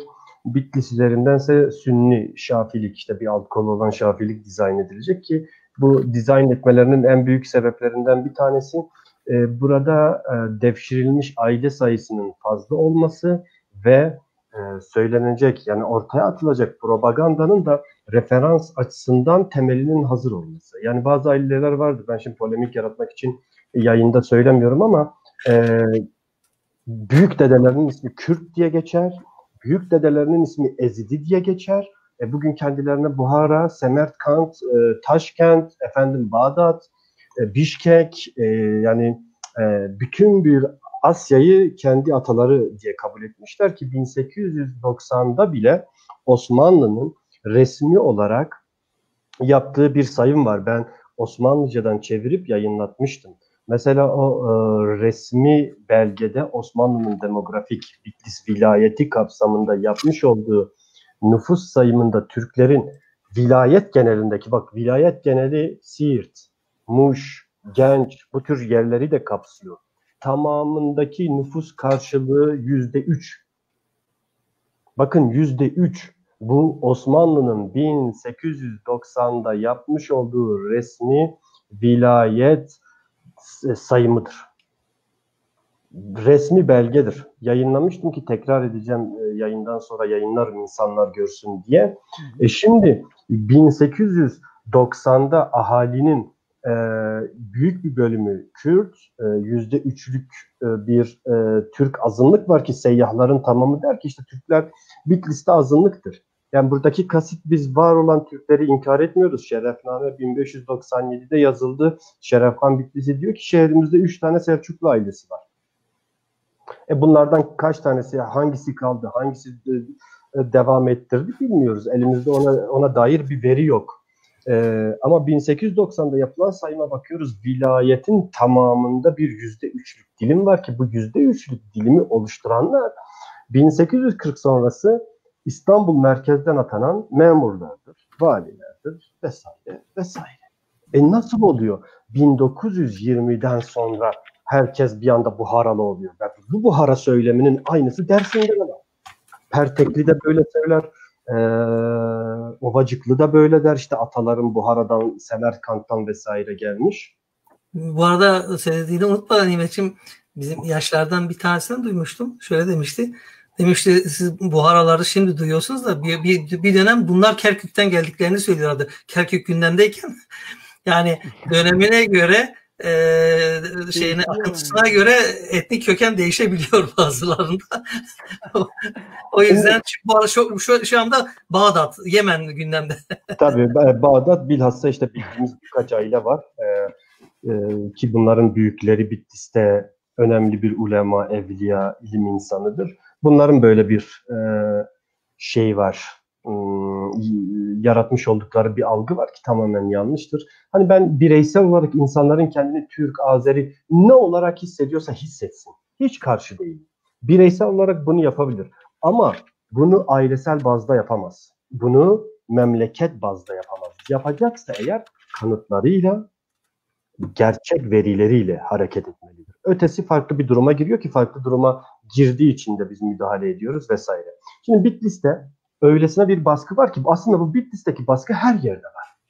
Ve Kürt kimliği köylü, çağ dışı, gerici, edebiyatı olmayan, herhangi bir sanatı olmayan böyle bir kimliktir yani. Şimdi bir abimiz var, İstanbul'da yaşıyor kendisi. İyi bir esnaftır. Diyordu ki ben köyden Bitlis'e okumaya geliyordum. İlkokul öğrencisiyim. Diyor Türkçe öğrenmeye başladım Bitlis'te. Diyor döndüm Olekin köyünde çıktım dama bağırdım. Dedim ki Kürtler siz ne kadar cahilsiniz. Türkçe konuşmayı dahi bilmiyorsunuz. Bakın. Gelip ilkokulu Bitlis'te okuyor. 2-3 tane kelime öğrenip Bitlis'e köye gidiyor ki ben Türk'üm siz bilmiyorsunuz diyor. Çocuk daha sonra diyor ki ben büyüdüm yavaş yavaş kendi kendime bunun muhasebesini yaptım. Bizi nasıl bu hale getirdiler? İnanılmaz bir baskı. Yani biz bugün Sıdıka Avar'dan bahsediyoruz. Sıdıka Avar gibi onlarca isim var. Kürtler arasında dolaşıyor. Onların kimliklerini onlara çağ dışı gösteriyor. Bugün bile böyledir. Yani bugün Kürtlerin kahir ekseriyeti 40 milyonsa 40 milyondan kaç tanesi Hani'yi okumuştur? Böyle. Şimdi Hani'yi okumayan, Hani'nin metinlerinde kendini göremeyen biri Yani bunu asimile etmeye gerek yok. Zaten asimile olacak. Kendi isteğiyle. Zorla değil. Şimdi asimilasyon tek boyutlu değil ki. Bir baskıyla gelen vardır. Bir de senin kişisel menfaatin doğrultusunda benimsemiş olduğun bir kimlik vardır. Tabii Cigerkun'u bilmez, Mükreyan'ı bilmez ama kısa küreyi göklere ya da Nazım Hikmet'i. Evet. Mahabbat'taki 3 fidanını bilmez ama başka 3 fidanlar için gece gündüz ağlar. Bravo. Şimdi bunun tamamını biz ele aldığımız zaman hem bir tarafta zorla dayatılmış bir kimlik var, hem de isteyerek kabullenmiş bir durum var ki bu isteyerek bilhassa Bitlis'ten İstanbul'a gidenler arasında yaygındır. Çünkü yer edinebilme endişesi var. Yer edinebilme endişesi onları şöyle bir reflekse götürüyor. Ya benim dedem şuradan gelmişti. Geçen gün biri yazmıştı işte bana, ya biri Bitlisli, Mersin'de yaşayan bir Bitlis ki bilinen bir Bitlisli. Millete diyormuş ki benim dedelerim Burdur'dan Bitlis'e gitmiş. Burdur'dan göç etmişler. Ya Burdur'dan yani Burdur'un tarihte hangi ara Burdur'dan Bitlis'e göç oldu ki bizim haberimiz yok. Ya bu kadar trajedi. Yani tabii yani bir diğer türlüsü var. Baran abinin lafını kestim, pardon, konuyla bağlamak için. Mesela 1914'te bazıları sordu ailelere ne oldu? Bunun çalışmasını Mehmet Hoca yapmıştı. Biz yayınladık, Mehmet Demirtaş. Evet. İyi çalışmalarından bir tanesiydi bu. Hakkını verelim. Mesela her köyden isim kimlerin hangi ailenin sürgüne gittiği belirtilmiş. Örneğin Sadullah Eren ailesiyle birlikte sürgün ediliyor ve Bitlis'e girişleri yasaklanıyor o dönem. Evet. Çıkarılıyor Bitlis'ten vesaire. Örneğin Fekecindi var. Bakın Fekecindinin torunu kimdir bugün? Dücane Cindioğlu'dur. Tabii ki. Tartışmasız. Fekecindinin bugünkü ailesi Cindioğlu ailesidir. Belgesini yayınladık. Dedik ki ya işte resmiyette busun. Yani sen kendi dedeni niye inkar ediyorsun? Yani beni bu tartışmalar içerisine koyun. Evet. Böyleleri de var. Dedesi Ezidi olup yani Bitlis meydanında çarşısında Ezidi filan kes diye çağrılanın bugün işte biz Buhara'dan geldik diyene de denk gelebiliyoruz. Tüm bunlar kendi kimliğinden, kendi benliğinden bir haber olup ötekileşmiş ama işte geriye dönemeyen, geriye dönerse acaba nasıl dönerim endişesine kapılmaya işte bunun endişesini taşıyan binlerle yaşıyoruz. Tabii. Böyle. Bu arada es geçmeyelim yalnız bu şarkı ıslahat planı kanunlarının altında o dönemin bakanları, başbakanları ve Cumhurbaşkanı'nın imzası da var. Yani burada İsmet İnönü'dür, Mustafa Kemal Paşa ki Atatürk olarak daha sonradan soy ismini alan Türkiye'nin ilk Cumhurbaşkanı imzası var, bakanların imzası var. Bu politikalar hep devam ediyor. İşte bu aynı şekilde Ağrı 1930-31'deki Ağrı Kürtlerin direnişinde de bütün kararnamelerde imzalar vardır. Dersim'de imzalar vardır. Ve ondan sonra aynı şekilde işte 1934'te Doğu raporu, Kürt raporu diye İnönü ve ekibinin hazırlamış olduğu raporda işte iskan ve yerleştirme Balkanlardan ve Kafkaslardan gelecek Türkleşmiş, Müslümanlaşmış etnisiteye ait ki işte Arnavutlardır, Boşnaklardır, Makedonlardır veya Gürcülerdir, Çerkezlerdir. Onlar yerleştirilecek ki pilot bölgeler kararları alınıyor, imzalar atılıyor. Elazığ pilot bölge seçiliyor mesela, oralara yerleştiriyor. Malatya'nın bazı köyleri yanlışsam Diyarbakır tarafı, Bismil tarafı çoğu bu aileler barınamıyor oralarda. İklimsel anlamda bir kere hastalık kırıp geçiyor o insanları. Çoğu şeye yerleşiyorlar. İşte Marmara tarafına, Hendek tarafına, Ege, Balıkesir o taraflara. Bismil'de 1960'lara kadar kalan aileler vardı yanılmıyorsam. Balkan kökenli. Yani bunlar şarkı ıslahat ve hatta Tatvan ve civarına Karadeniz'den Lazlar getiriliyor. Evet. Aynı şekilde yerleştiriliyor. Yani bu işte şarkı ıslahat planı kararnamelerinin devamı olarak ta günümüze kadar etkileri görünüyor. Yatılı bölge okulları Mesela Sıdıka var dedi Nimet arkadaş.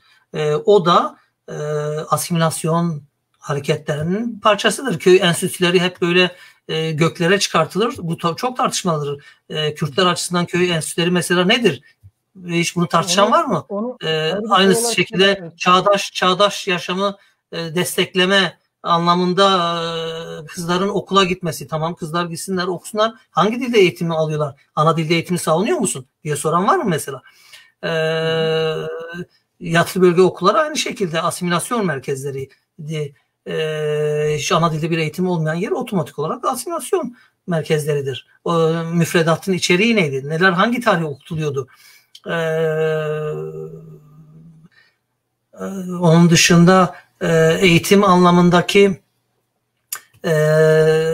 anlatılan tarih anlamındaki kişiler, söylemler nelerdi? Mesela 1930'larda başlamış, 40'lara daha da yoğunlaşmış şey var. Mesela kültürel anlamda derleme yapıp Türklük ve Türk kültürünün altyapısını oluşturabilecek sanatsal içerikli veriler toplansın diye ekipler oluşturuyor. Tam tarihine bakayım, hatırlar mıyım? 30'lu yıllar diye hatırlıyorum. Şey yapılıyor.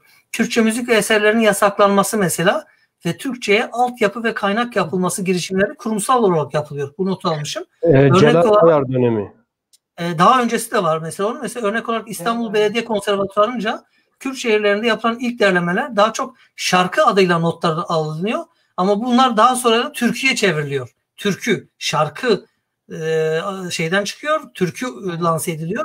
İşte ondan sonra bu şarkıların içine geçen Kürt ibareleri çıkartılıp onun yerine Türk ve Türkmen ibareleri geçiyor. Evet. Gelini de gelini, o Türkmen gelini denilen, diğerinin de gelini Kürt'ün gelini gibisinden. Bunun gibi bir takım kültürel anlamda da inkar. Dilbizar Hoca yayını izliyor herhalde. Biz Ziya Gökalp'ın Türk olduğunu söylemedik. Sen böyle bir şey söyledin mi? Yok. Yok, yani biz Ziya Gökalp'ın Türk olduğunu söylemedik.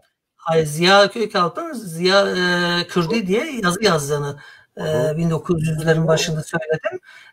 Ayrıyeten Zazaki'ye hakim Kürtçenin lehçesi olarak Gökalp ismini de sonra aldığını söyledim. Evet. Bunu da şöyle belirtelim. Hani Ziya Gökalp'teki bu dönüşüm... Ahmet Musa Anter'in anılarında da detaylı olarak bunlar vardır. Yani bu dönüşüm niye meydana geliyor? Bana göre bu dönüşümün birinci sebebi Saidi Kürdi ile Nursi ile olan diyalog ya da tartışmasından meydana geliyor ki Ziya Kürt çevreleri içerisinde hani çok önemsenmeyen biridir. Çünkü o dönem gerçekten Kürtler arasında iyi entelektüeller var. Halil Hayali gibi insanlar var. Yani şimdi Halil Hayali ile ikisini mukayese etmek mümkün değil. Bir ezilmişlik sendromu yaşıyor. Bu ezilmişlik sendromu karşısında farklı bir çıkış. Yani Kürtler bugün bile böyledir. Bu şey değişmiyor, bu yapı değişmiyor. Bugün herhangi birinin üzerine git, sana inat diye bambaşka biri olabiliyor. Ya da seni sevmiyor diye, düşünceni sevmiyor diye bambaşka iddialarla ortaya çıkabiliyor. Bitlisler mesela bugün de öyledir işte. Hani çok bunu bilimsel, akademik bir temele oturtmaya da gerek yoktur. İnsan böyledir. Refleksi böyledir. Hatta öyle bir noktaya geliyor ki Ziya dönüşüm açısından, zihniyet dönüşümü açısından Turancılık, fikir, Kızıl Elma vesaire Said Nursi ona sert bir çıkış veriyor. Said Kürdi sert bir çıkış veriyor. Diyor ki işte Kürdüm diye tan eyleme beni. Ben de kibarım. Vallahi bir kelle soğanı bin Kızıl Elmaya değiştirme. Evet. Şimdi böyle bir dönüşüm yaşıyor bu insanlar. Bugün bile böyledir. Bugün bile dönüşüm yaşayan insanlar var. Olabiliyor yani. Çıkabiliyor yani böyle. Dedik, onu da şeyi anlatayım. Şimdi yani ben Ziya Hoca'ya söyledim. Biz Türk olduğunu söylemedim. Yok, öyle bir şey demedik. Ziya Kürdi ben dedim hatta. Ziya Gökalp bir intihar teşebbüsünde bulunuyor. İntihar teşebbüsünde onu kurtaran, hayata döndüren de Abdullah Cevdet'tir. Doktor. Evet. İlk müdahaleyi o yapıyor. O kurtarıyor onu mesela. O da ilginç bir anekdot diyelim ona. Devam edersek ben özellikle vurgu yapmak istiyorum. Bu Cumhuriyetle birlikte ve ardından gelen kılık kıyafet kanunu soyadı kanunu. Ona gelecektim Baran Hocam. Ona gelecektim ben de. Evet. Kılık kıyafet, alfabe, soyadı kanunu, işte bunların Kürtler üzerindeki etkileri yani neler oldu? Özellikle Cumhuriyet'ten sonra. Neler Şimdi oldu birincisi bunlar? şöyle mesela biz konunun başında Baran abi şimdi tamamlayacak o kısmını. Biz konunun başında hani dedik ki Jön Türkler İttihat ve Terakki Batılılaşma adı altında bir model getirdiler. Bu model işte bizim gibi olacaksınız ki Kürtler sosyolojik açıdan tarih boyunca üstten dayatılan hiçbir şeyi kabul etmemişler. Mümkün değildir. Yani bunun için baş vermişlerdir, mücadele de etmişlerdir ama mümkün değil. Benimsemedikleri hiçbir şeyi kabul etmemişlerdir.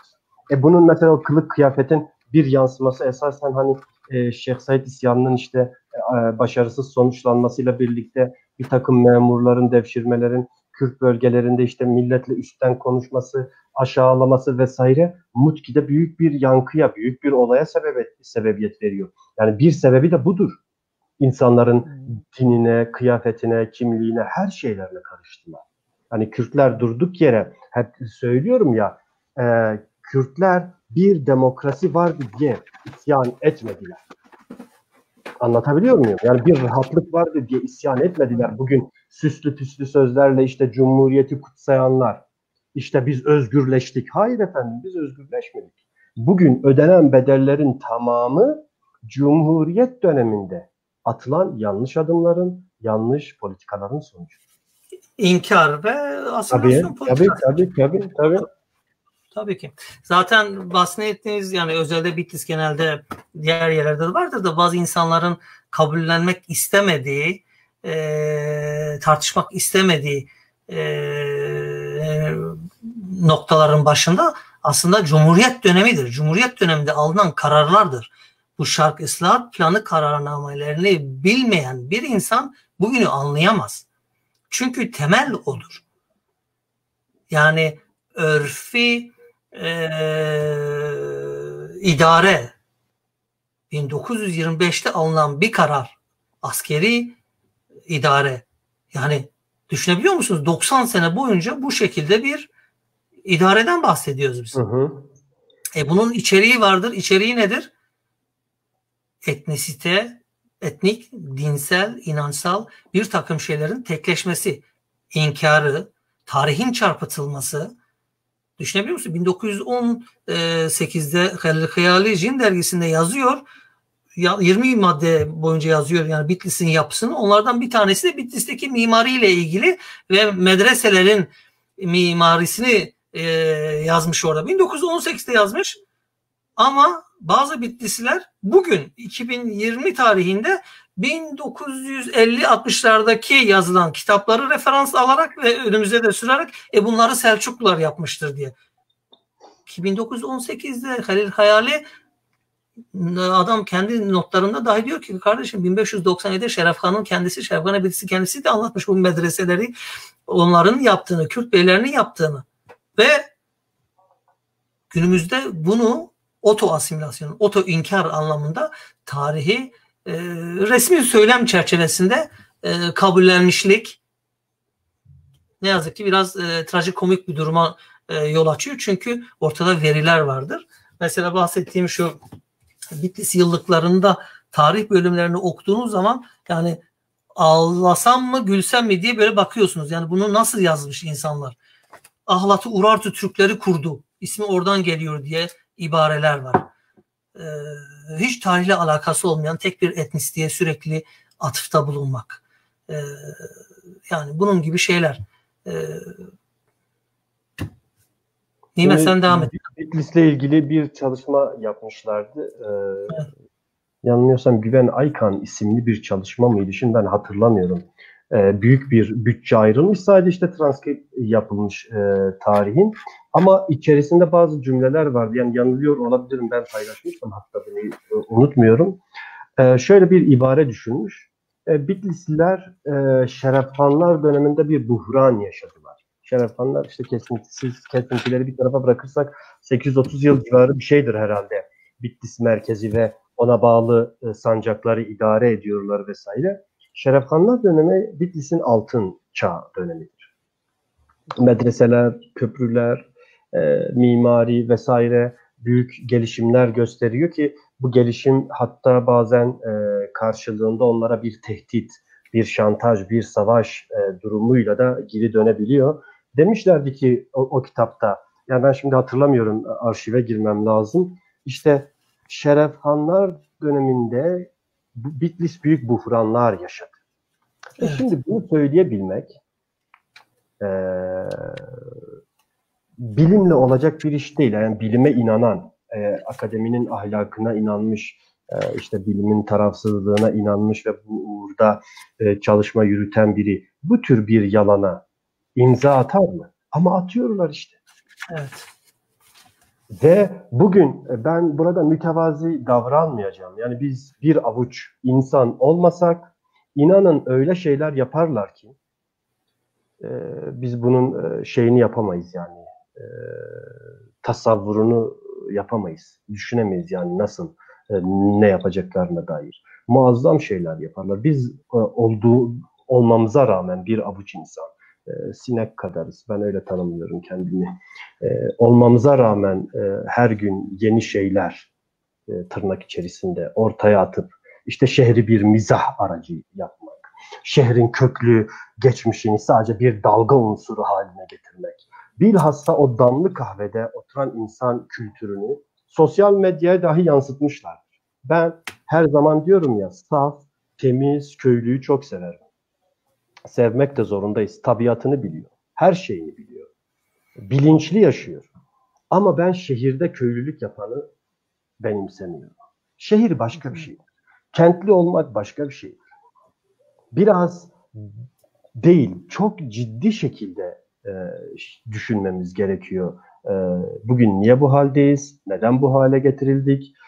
Bunlar üzerine hem düşünmek gerekiyor ve düşünürken ne kimseyi ötekileştirelim, ne kimseyi kendimize karşı işte bir hedef tahtası haline getirelim. Böyle bir derdimiz de yoktur. Benim hiç olmadı. Kimseye kin de gütmedik. Olabilir, böyle düşünenler de var. Biz bilimsel bağlamda konuşuyoruz. Eğer varsa ellerinde bilgi, belge olanlar bize de bilimsel bağlamda cevap olabilirler. Ama biz ortaya bir şey atıyorsak bilimsel olarak bu tekzip edilmeden lütfen bunun dedikodusunu da yapmasınlar. Tekzip et. Ben genellikle Bitlis tarihine dair şöyle söylerim. Yani hayır o öyle değil diyenlere tamam, benim elimdeki veriler, kaynaklar, arşivler bunlardır. Tarihleri budur. Bütün künyesiyle önlerine sunarım. Sizde elinizde varsa bir antitez, kaynak, Cumhuriyet öncesi lütfen bana getirin derim. Bugüne kadar Cumhuriyet öncesine dair bir tane dahi dediklerimiz ve yazdıklarımızın karşısında bir belge getiremediler. Hep atıfta bulunan belgeler veya kaynaklar Cumhuriyet sonrası yazılmış uydurma tarih, çarpıtılmış söylem, inkara dayalı bir tekçilik açıkçası. Bu diğer şehirleşimde büyük olasılık böyledir. Tabii biz odaklandığımız konu Bitlis. Bitlis merkez sadece değil, bütün Bitlis vilayeti. Tek bir kaynaktan zaten biz verileri almıyoruz ki. Yani benim şimdiye kadar incelediğim en azından bir 50'ye yakın seyyah vardır. Çeşitli milliyetler, çeşitli dinler, çeşitli fraksiyonlar, çeşitli ünvanlara sahip kişiler, kadınlı erkekli, Hristiyanı Müslümanı, Protestanı Gregoryanı, tüccarı hacısı, diplomatı misyoneri, bunların hepsini inceledim. Yani hepsi dediğim denk geldiklerimi 50'ye yakın ki bunun 23 tanesini çevirdim. İlk kitabında çıktı bunlar. Bitlis'e vilayetine, çevresine dair hepsinin ortak verileri var. Yani bir tanesi 1890'da geçmiş, bir tanesi 1610'da geçmiş. İkisi de aynı şeyi söylüyor. Ama 1930'dan sonra yazılanlar tamamıyla farklı bir şey söylüyor. Bunun gibi 1700'de geçen aynısını söylüyor, 1850'de geçen, 1725'te geçen herkes aynı şeyi söylüyor. Ne oldu da 1930'dan sonra yazılanlar çok farklı şeyler? Bunu sorgulamak ve kıyaslamak lazım. Her şeyden önce de 1925 Eylül'de alınan Şark Islahat Planı kanunları ve onun getirdiği mecburi yeni tarih söylemi.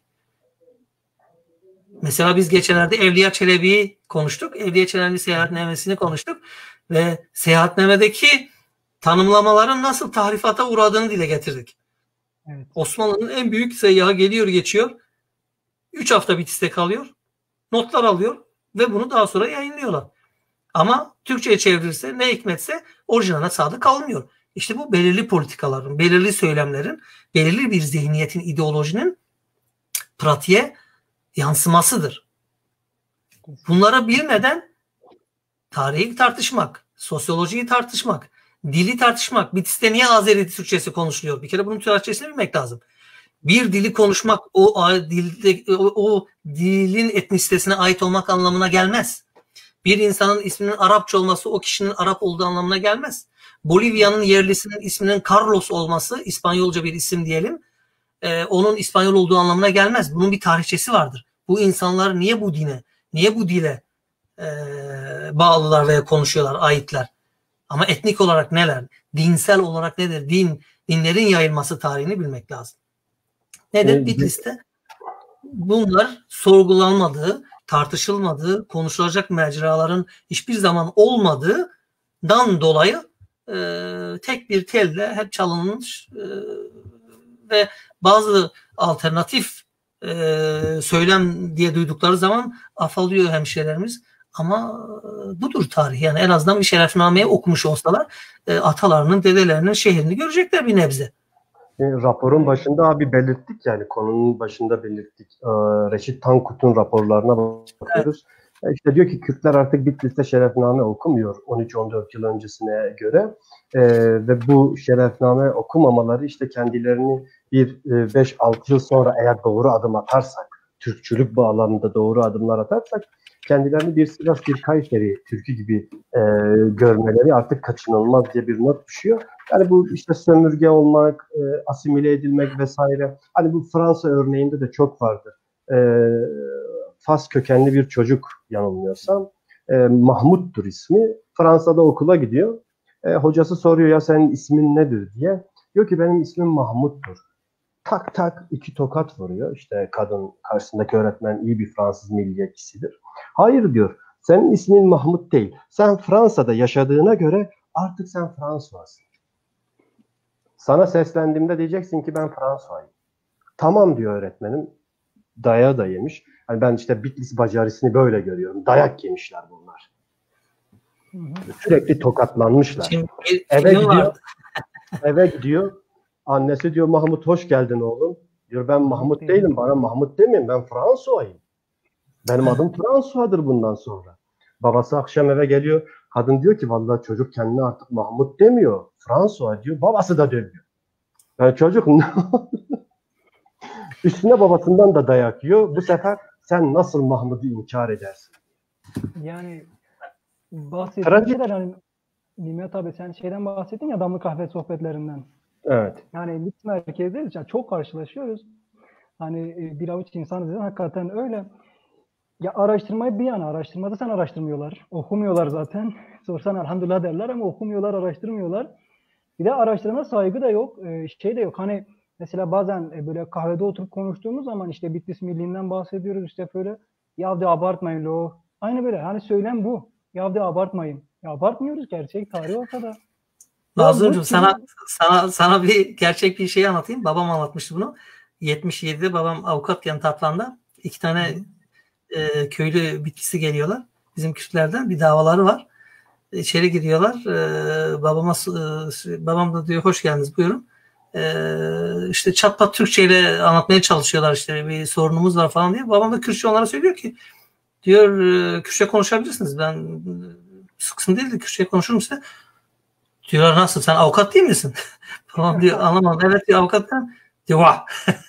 Diyor sen avukatlık Kürtçe mi biliyorsun? Diyor olmaz böyle bir şey ya. Yani anlatabiliyor muyum? Bir imaj, bir yaratılan. Şimdi çevirdiğim bir rapor var. Bitlis'te bilinen bir aile, onların büyüklerine ait.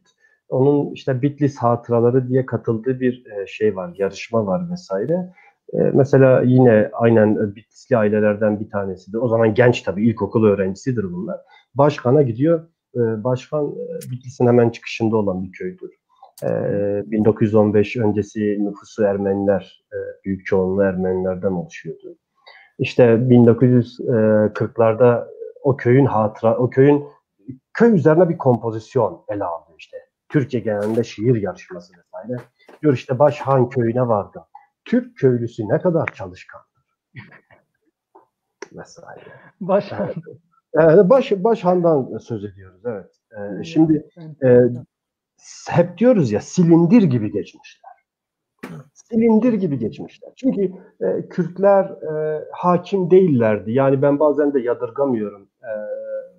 Korkunç bir silindir geçti üzerlerinden. Ama bugün aynen o 50-60 yıl önceki söylemi sürdürüyorsa insanlar art niyetlidir. Biz bilimle de uğraştık. Ahlat'ta olsun, Bitlis'te olsun, astronom büyüklerimiz de var, alimlerimiz de var. Her türlü ilim alanından bilginlerimiz de var. İşte Sibernet'in kurucusu bile yazım vardı. Birkaç ay önce yazdım bunu. Ekim ayında geçen sene Tacikistan'a gittim. Oradan Özbekistan'a geçtim. Buhara ve Semerkant'ı da gezdim. Ondan sonra bir yazı yazdım her şeyin üzerine. İşte Bitlis Kürtlerin Buhara ve Semerkant'ıydı diye bir yazı. O yazıda detayları anlatıyorum. Yani o dönem, yani Buhara ve Semerkant'ın eriştiği o mertebeye aynı dönemde Bitlis'te erişmişti. Medreseleriyle, tekkeleriyle, işte o dönemin Kürt Beyliği dönemindeki konumu, şatafatı gerçekten tarihte çok farklı bir konuma sahiptir. Bitlis'in çöküşü Birinci Dünya Savaşı ile birlikte oluyor. Büyük çöküşü. Aslında idari hakimiyeti 1849'da kaybettikten sonra yavaş yavaş çöküş başlıyor. Ama ana çöküş bir kere 3/4'ü şehir nüfusunun ve fiziki yapısının da hemen hemen yarısı yerle bir oluyor Birinci Dünya Savaşı'nda. Göçüyle de birlikte şehir boşalınca köylerden göç geliyor aynı şekilde. Ve göç zaten durmuyor ondan sonra.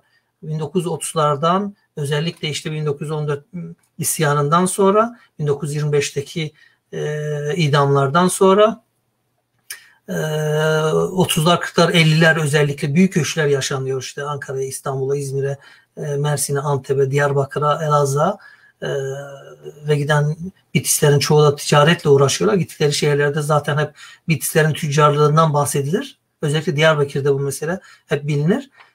Ne oluyor? Bunlar birikim hep gidiyor tabii. Geriye kalan her ne kadar biraz mimari de olsa ama şehir kimliği, şehrin hafızası da yok olunca zamanla binlerce senelik kültürel birikim de tabii ki parmak aralarından kayan kum gibi zamanla kayboluyor. Mimari zaten her geçen sene yok olmaya yüz tutmuş görünüyor yani. Baran abi, mimari dedin. Ben bugün Bit Vali'nin sayfasına girdim. Öyle yanlışlıkla bir link çıktı karşıma, tıkladım. 5 minare şeyini anlatıyor. İki rivayetten bahsediyor. İşte ilk rivayet herkesin bildiği işte baba oğul rivayeti. İkinci rivayet de yani şeyden bahsediyor. İşte bilmem hangi komutan Şerif Bey Bitlis'e geliyor. İşte şu anki adıyla kendi ismini anla Şerif Bey tepesine çıkıyor. Oradan Bitlis'e bakıyor. İşte 5 minare kalmış. Oradan 5 minare efsanesi geliyor. Bakın yani Şerif Bey tepesini, evet. Şerif Bey tepesi yaptılar. Komutan yaptılar. Çıkardılar. Oradan Bitlis'e baktırdılar. 5 numaraya yaptırdılar. Hepsi uydurma. Bir kere 1900 yanılmıyorsam 14'e kadar falan Bitlis'te bir kere 3 tane minare vardı. Evet. Yani minareli cami anlamda. Cami sayısı çoktu da minare sayısı. Bir kere hiçbir zaman 5 olmamıştır. Ayrıyeten Bitlis'te 5 minare türküsü diye lanse edilen ezgi sözleri 70'li yıllarda Türkçe'ye çevrilen Kürtçe bir ağıttır o. Aynen, o sözler de sırf kafiye olsun diye 5 minare, oraya 5 hamam da diyebilirlerdi. Yani minareyle alakası yok. Yok işte bir baba oğuldur. Birinci Dünya Savaşı'ndan gitti geldi baba oğul beri gel oğlan falan, bunlar uydurma şeylerdir. Oradaki kültür asimilasyonu dedik ya, hani kültür soykırımı da diyebiliriz buna. Yani Kürtçe ezgilerin nasıl Türkçe sözler yazılarak asıllarından soyutlanıp da ticari anlamda başka kanallara aktarıldığı da bir örnekti sadece. Onun dışında başka bir şarkı da vardı mesela. Bitlis'in önünde bağlar. Bitlis'in önünde bağlar. hanımı ele ele. O da Kürtçe. Böyle atı çıkar hoş uğrunda. Mesela Yani, bunun gibi birçok şey vardır. Şarkı, klam. Bunlar Kürtçe klamlardır, stranlardır. Türkçe'ye çevrilmiştir. Bunda Baran abi. evet. Biz o Dücane'den söz ettik. Rahmi Hoca Tatvan'dan, Maltaşlar'dan kendisi. Selamlar kendisine. Evet. Değerli bir hocamızdır. Ben severim kendisini. Dücane ile ilgili yanılmıyorsam Dücane bir programda şöyle bir şey konuşmuş. İşte benim Bitlis'ten bir aşiretten olduğumu bile söylerler ki halbuki böyle bir şey yok diye. Bile mi kullanmış? Yani böyle bir cümle kullanmış işte. Cümlede bile mi demiş? Yani kendisi inanmıyor mu? Yani evet inanmıyor. Bile demiş. Biz belgesini yayınladık. Yani seceresini, aile kütüğünü. Buna rağmen kabullenmek istemedi vesaire. Biz yavaş yavaş Mazlum dilersen şeye de geçebiliriz. Sorulara da falan var mı? Sorulara geçelim. Yani şimdi 2 ekran var. Ben hangi ekrandan soru... Sen neresini not Mazlum bilmiyorum da. Not alma. Ben birçok soru not aldım. Özellikle alttan ve diğer tarafa da giriyordum. Ben BİDEV'in sayfasına giriyorum. Oradan da bakıyorum sorulara. Evet. Yorumlara bakıyorum. Ben not aldım. İstersen yavaştan başlayayım ben sorulara. Yani sorulara yavaştan başlayalım. 1,5 saat olmuş. Ben nasıl geçti bilmiyorum. Yine kaptırdık. Yani şöyle hemşerilerimiz şunu bilsin. Yani şunu söyleyelim. Bitlis'e gelen seyyahlar, tarihçiler, gezginler yani her kim olursa olsun şeffaf bir şekilde her şeyi kaleme almışlardır. Yani bu pozitif de olabilir, negatif de olabilir. Yani sürekli Kürtlerden böyle iyi bahseden seyyahlar olduğu gibi kötü bahseden de vardır vesaire. Ama buradaki mühim durum Kürt varlığından söz etmeleri. Yani onların şehre hakim olduğunu, medreselerinin olduğu, büyük bir medeniyete geçmişe ki bazı seyyahlar işte Karduklara bağlıyor, bazıları Medlere bağlıyor vesaire. Yani bugün çok böyle yüzeysel, basit iddiaları ortaya atanlar oturup iddiaları üzerinden 1 saat konuşamazlar. Benim geçen sene çıkan... 1 saat konuşamazlar. Evet tabii ki yok. Hayır. Geçen sene çıkan kitabım seyyahların anlatımlarıyla Bitlis ahalisi kitabını alırlarsa orada dediğim gibi 20'nin üzerinde seyyahın anlatımlarını ben derleyip çevirdim. Birkaç senelik çalışma olarak. Orada okuyabilirler. Çok şeffaf, objektif bir şekilde herhangi bir siyasi veya ideolojik bir şey içermeyen sadece tarih aktarımı olan şuradan paylaşayım görünüyor mu? Evet. Şöyle görünüyor Baran Hocam. Yani çok gerçekten dolu bir kitap. Elinize sağlık Baran Hocam. Güzel, çok dolu yani. Yani tarih aktarımı objektifliğe, hakkaniyete ve dürüstlüğe dayalı bir şeydir. Vicdanla aktarılır. Herhangi bir siyasi, etnik, sınıfsal veya mezhepsel bir tarafa çekmeden neyse o zaman tarih olur. Yoksa çok trajikomik bir durum çıkar. Bitlis'in bazı Bitlislerin şahsında Bitlis'i akıllarısına anlatmaya, yansıtmaya çalıştıkları duruma düşerler. Çok trajikomik duruma düşüyorlar onlar. Hem kendilerinin kökenlerini inkar ediyorlar hem de Bitlis'in tarihini çarpıtıyorlar. Çok absürt bir durum ortaya çıkıyor.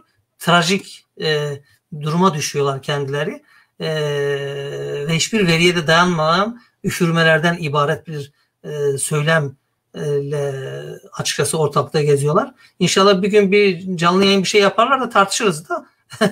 Kimse gelmiyor. Tahmin ediyorum onların bir anlıyorum. Vallahi yani başlayacaklar Dilmaçoğulları, dönecekler Dilmaçoğulları. Belki biraz Karamoğulları. Hayır onlar da geçmiş. Tamam hepsi geçmiş. Koyunlar da geçmiş. Selçuklular da, Dilmaçoğulları da ne bileyim İlhanlılar da ama kim ne kadar kalmış, ne kadar hakimiyetler olmuş, nereden ne zaman ayrılmışlar, sürekli kimler kalmış, o şehrin sosyolojisi kimlerdi, hangi etnik gruplardan oluşurdu, hangi diller, hangi dinler vardı gibisinden 1900'lerin başlarına kadar Bitlis'te 5-6 dil konuşulur da mesela. Bunları hiç dile getirmezler. Neyse sorular alalım bence. Öyle bir soru da var. Şimdi Baran Hocam şeyle başlamak istiyorum. Hani 1921 Anayasası ile ilgili sorular geldi. Yani evet. 1921 Anayasası'nın özelliği, diğer anayasalardan ayıran özellik neydi? Şimdi her şeyden hocam orada muhtariyetler söz konusu. Yani Kürtlere muhtariyetler verileceğine dair ibareler var. Yani Kürtlerin kendi kendilerini yönetme, idare etme, birlikte bir oluşum yapma şeyleri var, sözleri var. Onlara ithafen de hatta mecliste konuşmalar dahi vardır. Yanılmıyorsam Diyarbakır mebususlarından bir tanesi, notlarıma bakmam lazım, böyle bir şey vermişti. Soru önergesi de veriyor meclise konuşma. Evet. Yanılmıyorsam Piristadelerden miydi veya Sekmen diye, notlarıma bakmam lazım. Yani muhtariyet ne oldu? Neden bundan vazgeçtiniz? Niye verilen sözler tutulmadı gibisinden sitemlerini dile getiriyor Kürt mebusları açıkçası. Zaten şeye girilirse Türkiye Büyük Millet Meclisi arşivleri açıktır halka. Oraya girip orada bir turlarsanız birçok şeyi görürsünüz. Hem tanımlamaları hem konuşmaları, zabıt şeyleri vardır. Konuşmaların zabıtları. Tavsiye ederim yani. Orada bütün şeylerini okuyabilirsiniz. Hangi mebusun ne dediği, ne sorular yönelttiği, ona ne cevaplar geldiği veya cevap gelmediği mi, geçiştirildiği mi falan gibisinden epey şey var yani. Şimdi bir de son zamanlarda özellikle hani Kürt siyasetini bayağı böyle yapılan açıklamalardan sonra meşgul eden bir şey vardı. Mustafa Kemal işte Kürt sorununu çözmek için çok çaba sarf etti diye bir siyasetçinin sözü vardı. Size yani çabası neydi Mustafa Kemal'in Kürt sorunuyla ilgili? Yani ben öyle bir çabası olsaydı dersim olmazdı. Ben şahsen inanmıyorum öyle bir çabası olduğuna. Yani böyle bir çabasını bir tarafa bırakalım. Şarkı Sahta'nın altında imzaları var. Nasıl öyle bir çabası olur? Küfrevilerden ben bir alıntı yapmıştım. Nesim Küfrevi'ye aitti. Şimdi biliyorsunuz Mustafa Kemal işte Osmanlı tarafından eşkıya ilan edilip idamı istendi. İdamı istenirken Kürtlere sığındı. Bunu Küfreviler anlatıyor ki Nesim Küfrevi de Musa Anter'e anlatıyor. Musa Anter anılarında da bunu paylaşıyor zaten. Diyor ki işte dedem şunu söylerdi, büyüklerimiz şunu söylerdi. Diyor Atatürk bir eşkıyayken ki Kürtlere bir dönem hep eşkıya dedikleri için o sıfatı da Atatürk'e de yüklemişlerdi. Ona da eşkıya diyorlardı. Kürtlere sığındı, yani bize sığındı. Biz kendisini koruduk ve kolladık. Biz Kürtlerle ilgili çok söz verdik. Kısaca söyleyeyim, hiçbirini tutmadık. Bak, Küfrevilerin anılarına ait. Şimdi bir tarafta çok söz veriyor ki bana göre tamam, kendi dünyası açısından çok rasyonel düşünen, rasyonel politika yöneten biridir. Ama iş eğer samimiyete, iki milletin kaderine yönelikse maalesef Kürtlere hiçbir sözü tutmadığı gibi bilakis Kürtlerle ilgili büyük yıkımlara sebebiyet veren kararlara da birebir imza atıyor. Yani burada bana göre bu Kemalizmin iyi Atatürk, kötü Atatürk algısı ön plana çıkıyor. Bunlar yıllardır böyledir. Ben nenem de böyle derdi. Mesela nenem muhacirdi. Bitlis'te işte Ruslar işgal ederken Antep'e gidiyor. Ben çok iyi hatırlarım, uzun yaşadı. 105 yaşında falan vefat etti. Diyordu ki ya iki Atatürk vardı. Biri çok iyiydi, biri çok kötü. Aynen, evet. Bu bir politikadır işte.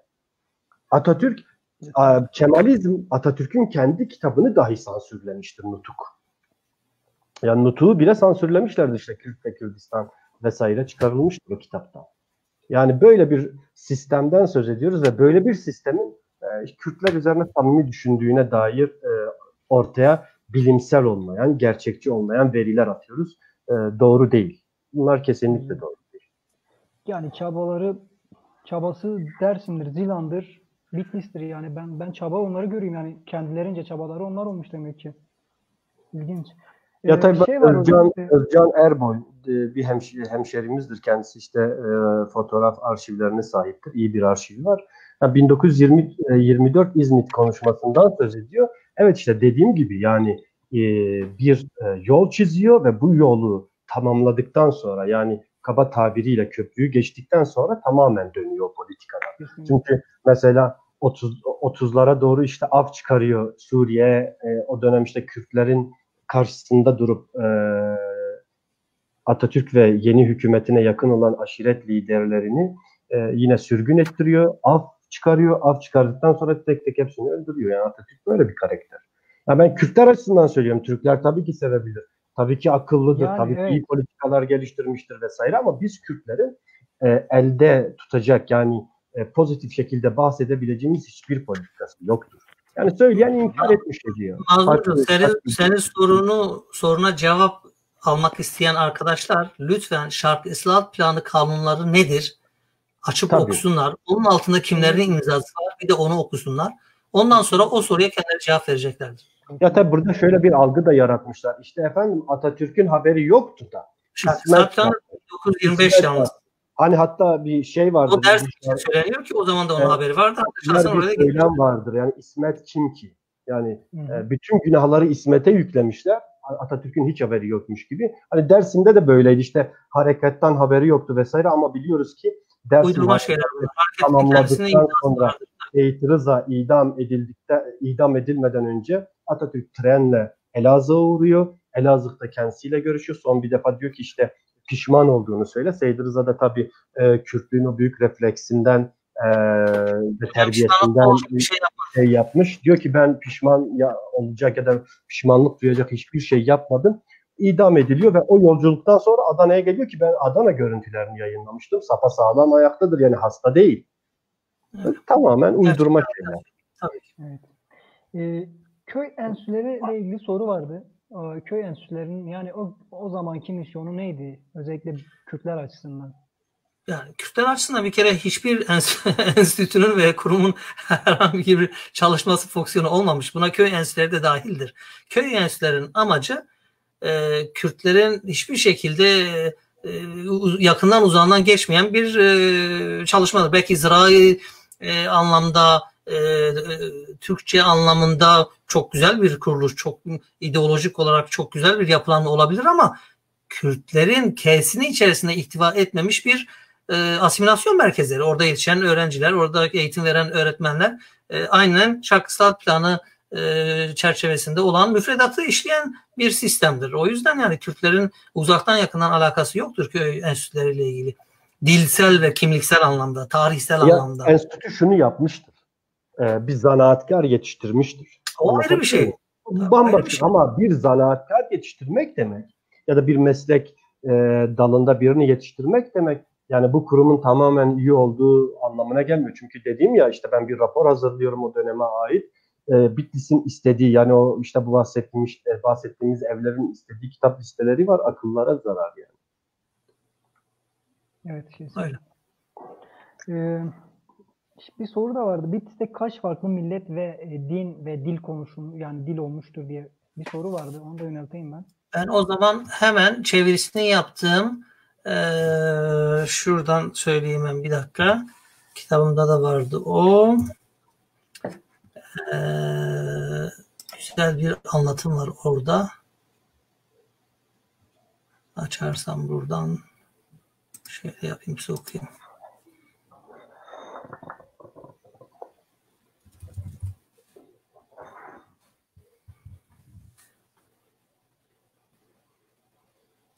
Bakalım orada ne demişim. 1800 kaçta gelmişti o seyyah. Umarım bulurum buradan. Hangi o kadar yazım var ki hangisinde.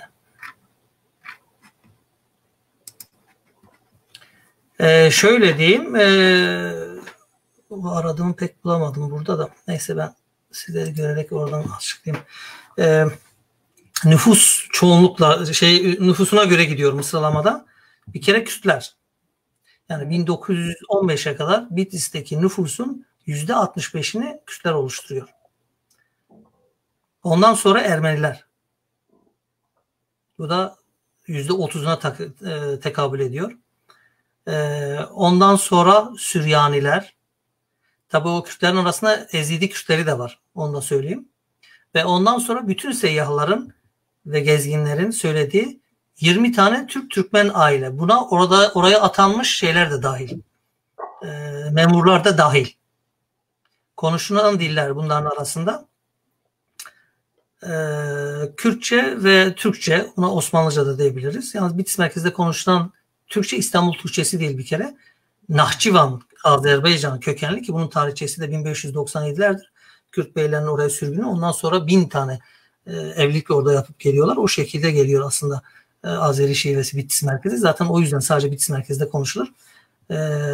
O Süryanice, Ermenice, ayrıyetten biz Bitlis vilayetini alalım sadece Bitlis merkezi değil, dil anlamında.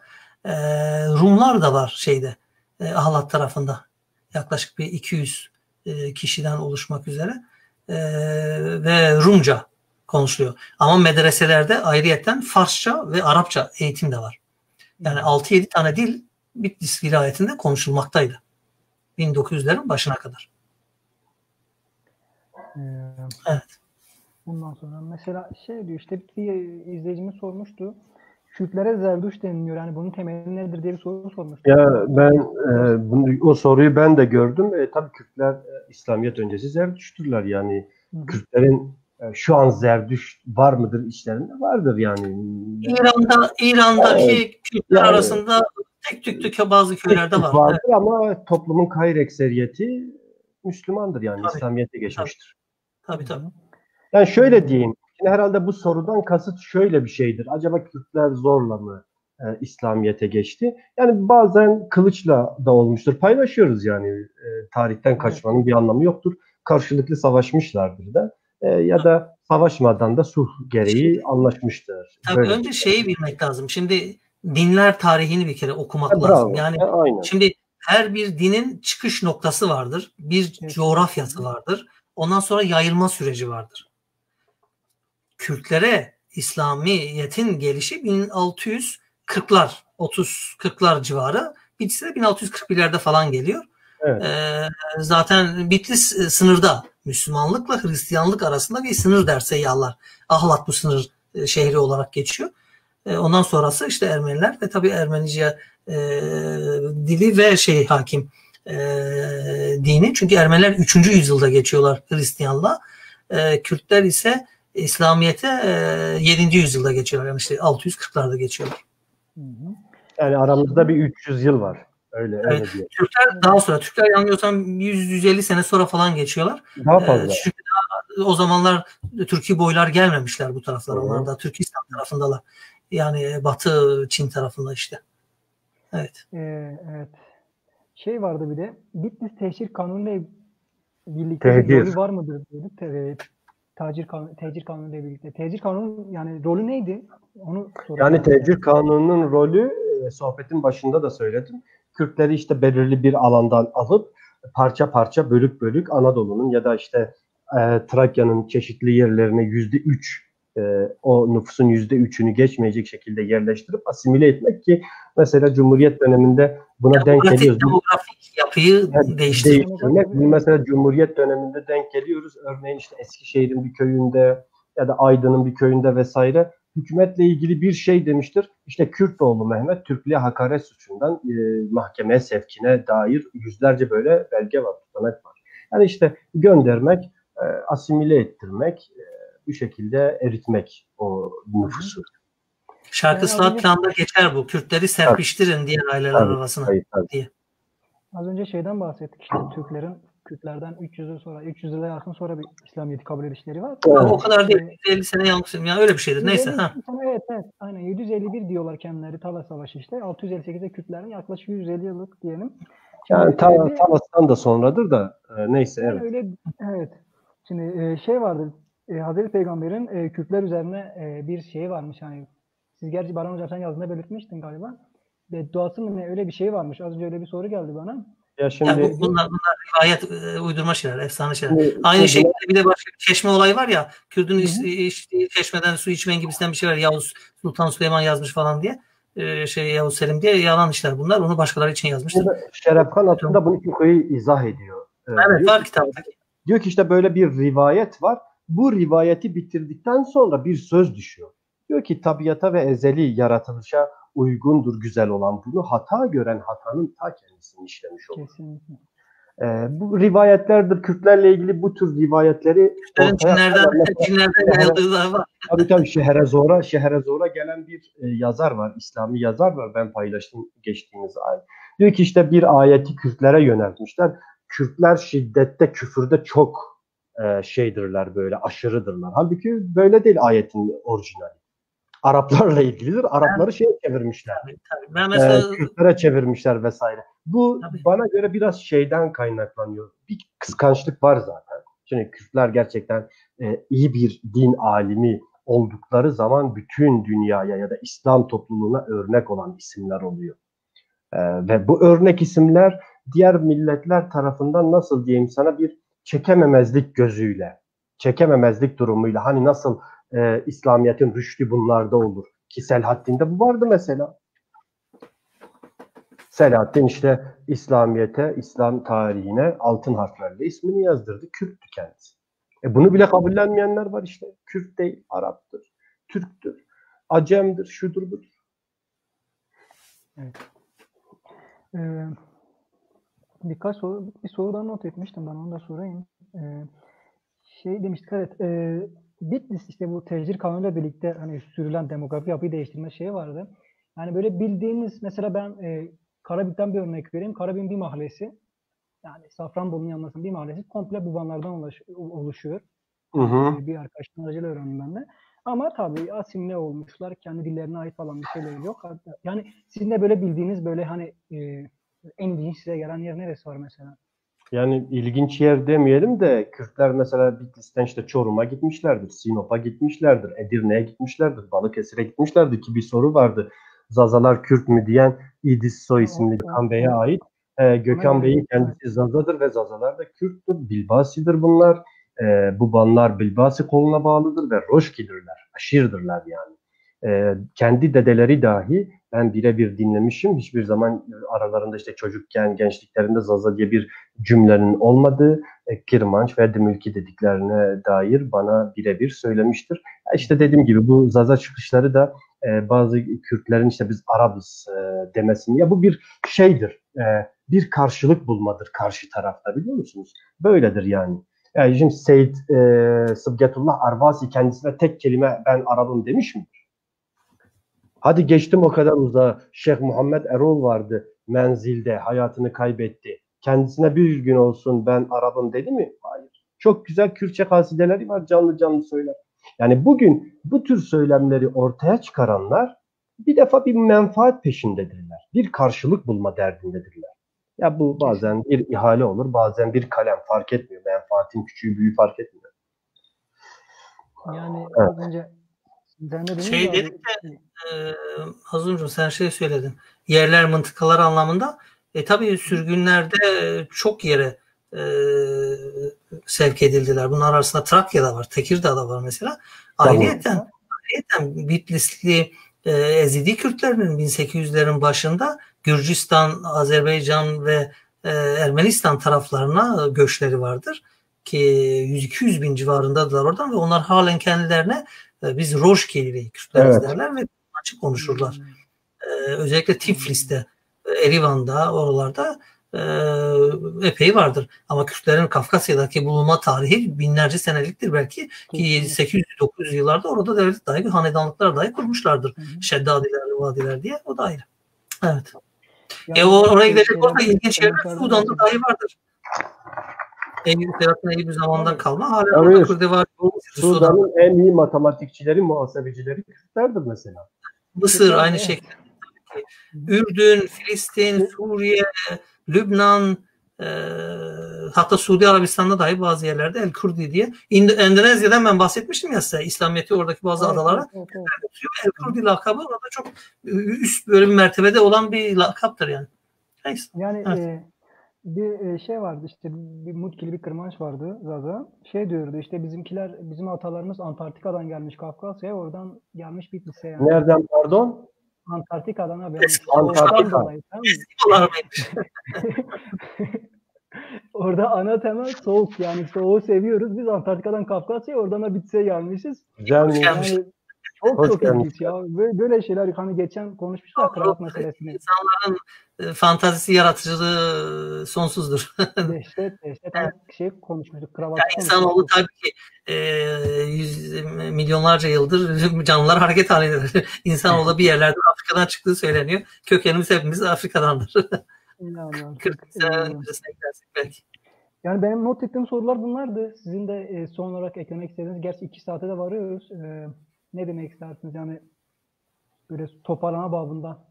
Ben şöyle diyeyim. Şimdi konumuz itibariyle biz Cumhuriyet dönemi ve Şarkı Islahat Planı ve Bitlis'i konuştuk. bugünü anlayabilmek için bugünkü lügatı hatta politikaları, eğitim müfredatını, söylemleri anlayabilmek için yakın tarihi olan işte Cumhuriyet dönemi öncesi ve sonrası, Şark Islahat Planı, İttihat ve Terakki dönemi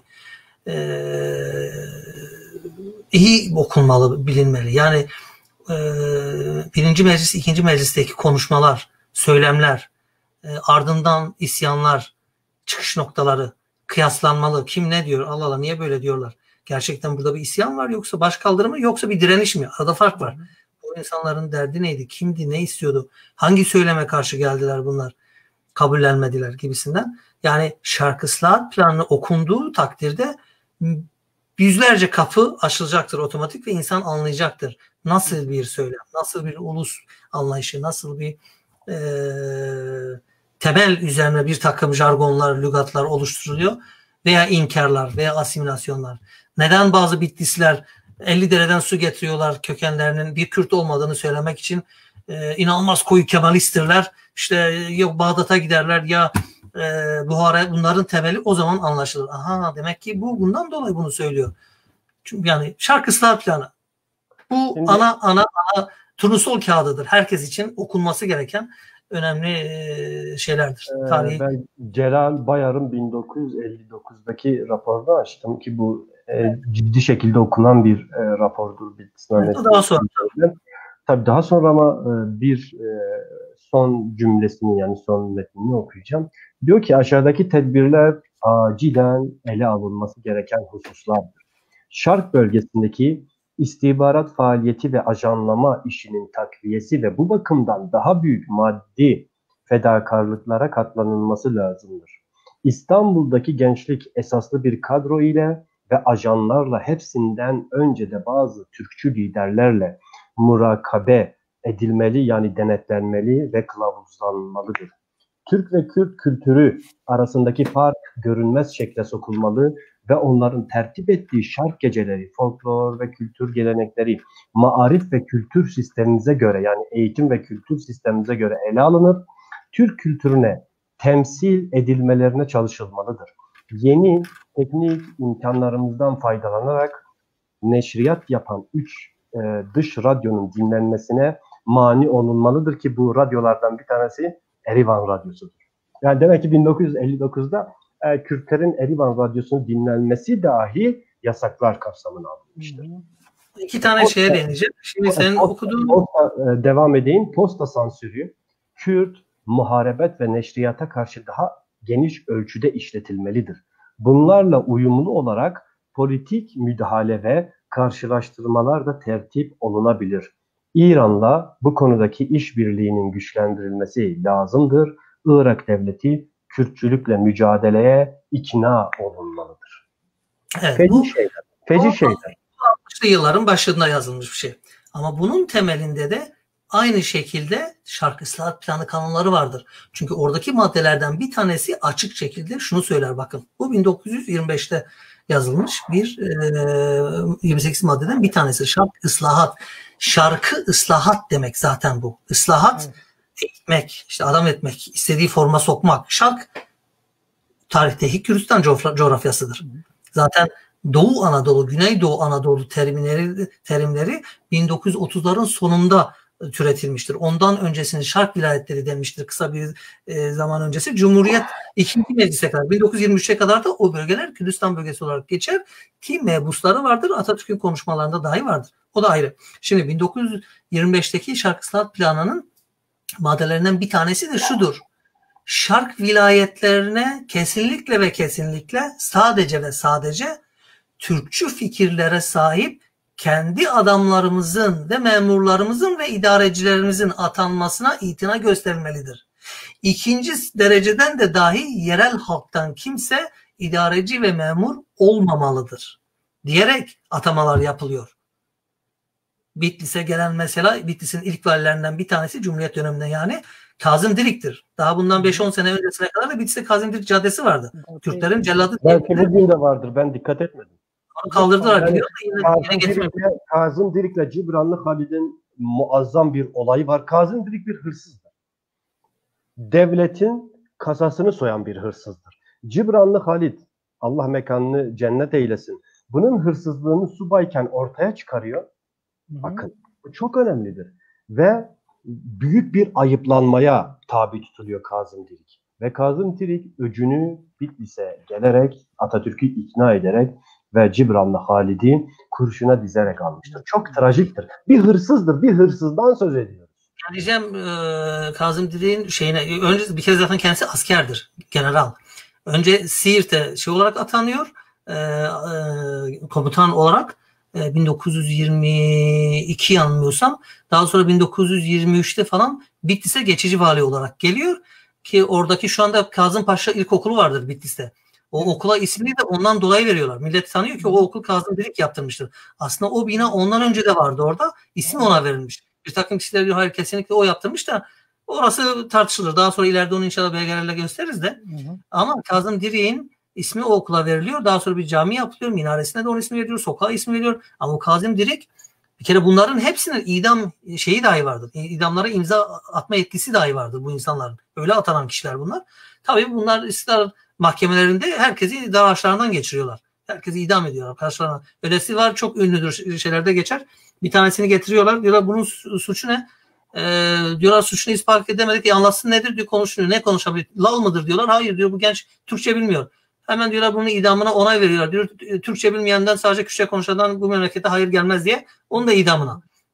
Bu şekilde insanları şeyden geçiriyorlar açıkçası. İşte Kazım Dirik'tir. Ondan sonra Mustafa Abdülhalik Renda'dır. Bunlar seçilmiş insanlar hepsi. Ondan sonra Miralay var. Hüseyin Hüsnü. Bunlar hepsi tabur komutanları. Daha sonra valilik falan yapıyorlar işte. Yani oralara seçilmiş, gönderilmiş insanlar. Hepsinin bir misyonu var.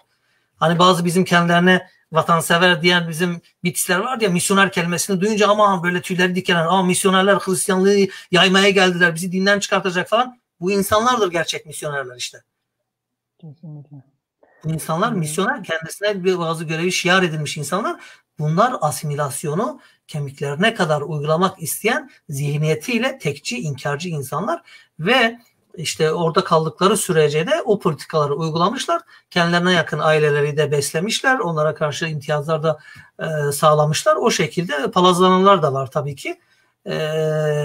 Yani bunlar özel atanan insanlar. Zaten başkaları atanma hakkına da sahip değil. Bu arada şeyi söyleyeyim, sen radyodan bahsettin. Erivan Radyosu'ndan. Ben bunu bir iki yerde daha önce şey yapmıştım. Paylaşmıştım. Burada tekrar söyleyeyim. 1957'de Kahire Radyosu Kürtçe yayınlara başlıyor. Evet.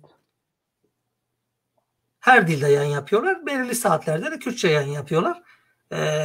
O zaman işte bundan sıkıntı duyan Ankara hükümeti hemen bir şey gönderiyor. Büyükelçiyi gönderiyor.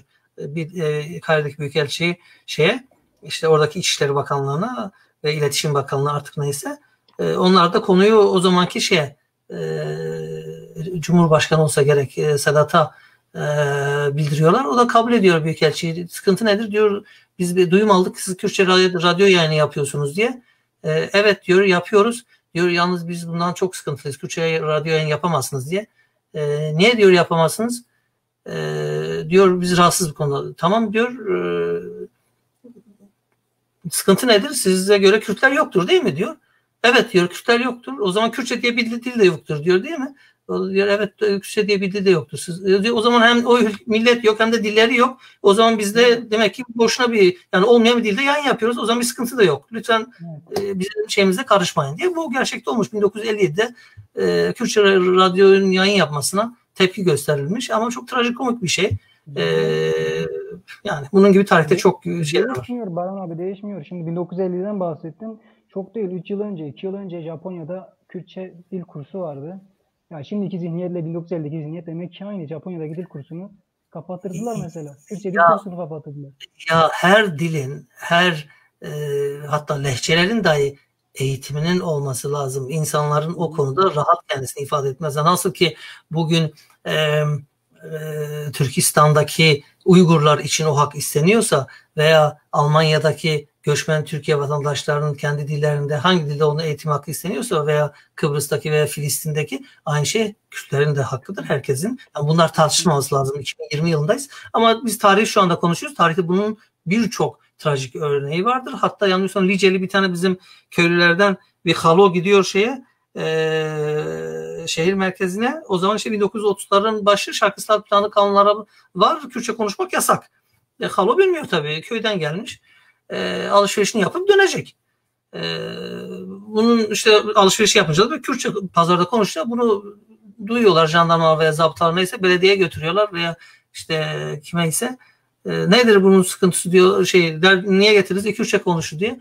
İşte tercüman kullanıyorlar. Ya diyor tamam Kürtçe konuşun, nedir sıkıntı?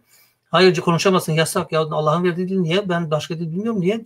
Biz yüzyıllardır bu dili konuşuyoruz. Yok, yasak. Ne ceza vereceğiz? İşte konuştuğun kelime başına 1 kuruş, ne kadar? 15 kuruş ya. Diyor ben size alın 30 kuruş vereyim. Ya 30 kuruş değil, sen 15 kuruş ediyordu, ben daha alışveriş yapacağım. Daha gideceğim, daha konuşacağım. Şimdiden size 30 kuruş vereyim. Yani bunlar trajikomik, çok acınacak şeyler de işte tarihte ne yazık ki olan şeyler. Yani halen dahi olan trajik şeyler var. Akın Musa'nın bahsettiği şey var. Hani savcı söylüyor ya, hani Kürtçe diye bir dil yoktur. Hani 30 kelimesi bile belki yoktur, 30 kelimesi. Ya diyor bir tavuğun bile 30 farklı gıda konusu varken nasıl bir halkın 30 kelimesi olmaz diye. Yani o zamandan bu zamana aynı zihniyet, aynı şey. Buradan da Akın Musa bugün 100 yaşına bastı. Allah rahmet eylesin. Allah rahmet eylesin. Dediğim gibi hani biz konu toparlarsak dedik de Şarkı Islahat Planı kanunları bilinmesi lazım. Bilinmeden bugünü anlamak çok zor olur. Kısacası ben böyle diyebilirim yani. Şarkı Islahat Planı bilmek. Yani soru yoksa Mazlum yavaş yavaş kapatalım. 2 saati geçtik. 2 saat nasıl geçti bilmiyorum. Arkadaşlar diyor ki bu tür yayınları sık sık yapalım. Yani elimizden geldiği ölçüde yapmaya çalışacağız ama gönül ister ki bu korona ortadan kalksın. Yüz yüze hep birlikte sohbet edelim. Doğrusu biz buna alışkınız. Çok böyle sosyal medyada video konferans yapıp konuşmaya alışkın. En azından ben öyle değilim. Bitlisliler her şeyden önce şunu bilmeli: köklü bir geçmişe sahipler, köklü bir şehire sahipler ve köklü bir kimliğe sahipler. Bu köklü kimlik ve köklü mirasla onur duymalılar, gurur duymalılar. Bunu göğüslerini gere gere sürekli dile getirmeliler. Hiçbir zaman kendi kimliklerinden kaçmamalıdırlar. Yani biz insanlara burada anlattıklarımızla siyasi bir mesaj vermiyoruz. Tarihsel ve kimliksel, kültürel mesajlar veriyoruz. Siyasi kişiler değiliz ki siyasi mesajlar verelim. İnsan kendisini ve kavmini sevmedikçe bana göre ki bütün sosyologların ya da insan üzerine, toplumlar üzerine çalışan bilim insanlarının ortak görüşüdür. Bir insanın kendisini ve kavmini sevmeden bir başkasını sevmesi mümkün değildir. Yani mutlaka bir boşluk olur içerisinde, mutlaka bir boşluk hisseder. Biz şehrimizi sevelim, kimliğimizi sevelim, insanlarımızı da sevelim. En azından biz hepsini seviyoruz. Kim, nasıl, hangi düşünceye aittir, hangi gruba aittir ayırmadan hepsini seviyoruz ve hepsi için ortak bir mesaj vermeye çalışıyoruz. Şehir için samimi olalım. Biz şehir için samimi olalım, kimliğimizi, geçmişimizi, kültürümüzü bilelim, kıymetli tarihimize, işte şehrimize yönelik gerçekten samimi çalışmalar, yüzeysel değil. Şimdi yüzeysel herkes bir şey söyleyebilir, ortaya bir laf atabilir ama bunu icraata dökmek çok mühim meselelerdir. Oturup işte çocukluktan söz ediyor herkes Bitlis'e dair. Ya bugün insanlar sizin çocukluğunuzu merak etmiyor. Ya da sizin çocukluğunuzu dinlemek zorunda da değiller. Bu insanlar yaşanabilir bir kent istiyor. Bu insanlar tarihi yapılarının düzelmesini istiyor. Bu yapılar, bu insanlar nasıl daha ileriye dönük, şehrimi nasıl bir turizm kenti yapabilirim? Bugün bile 10 tane mesaj geldi, nelerle uğraşıyoruz. İşte efendim Nemrut demişler ki ikincidir. Baktım bütün kurumlar öyle. Geçen yıl söyledim. Ya Nemrut turizm cennetidir ama dünyanın 2. krater gölü değildir. Nemrut'tan büyük nice göller var, krater göller. Yani biz bir şeye yalan karıştırdığımızda ne kendimizi buna ikna edebiliriz ne bir başkasını, ki bizim yalana ihtiyacımız yok ki. Bizim güzel bir Nemrut'umuz var, Süphan Dağımız var, Van Gölü'müz var. Hem kış sezonumuz var hem yaz sezonumuz var. Turizm açısından konuşuyorum şimdi.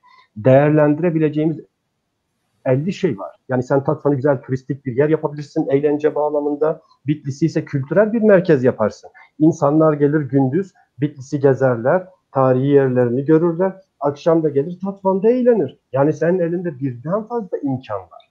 Ama insanlar maalesef, daha doğrusu insanlar demeyeyim, insanlar adına söz sahibi olanların ufku neredeyse hiç yok. Hiç yok. Çok kısır şeyler, çok kısır öngörüler, çok kısır söylemler ya da ciddi olmayan tavırlarla bu işi yürütmeye çalışıyorlar ki böyle yürümez.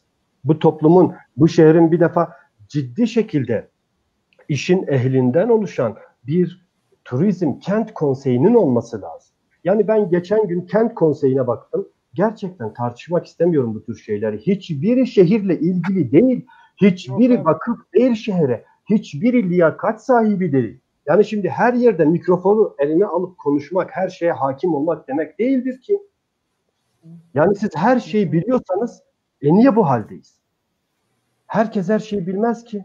Ben iyi bir edebiyatçı değilim. Edebiyatla ilgili hiçbir şey fazla bilmem. Bildiğim şeyler şeydir, normaldir ama ben iyi bir şehir tarihçisiyim. Ben iyi bir tarihçiyim diyorum kendime. Yıllardır bunu söylüyorum. Ama herkes her şey olduğu sürece biz hiçbir yol alamayız. Almamız da mümkün değildir. Buna çok dikkat etmek gerekiyor. O tarihi evler yıkıldıktan sonra bizim şehir üzerine hiçbir iddiamız kalmaz.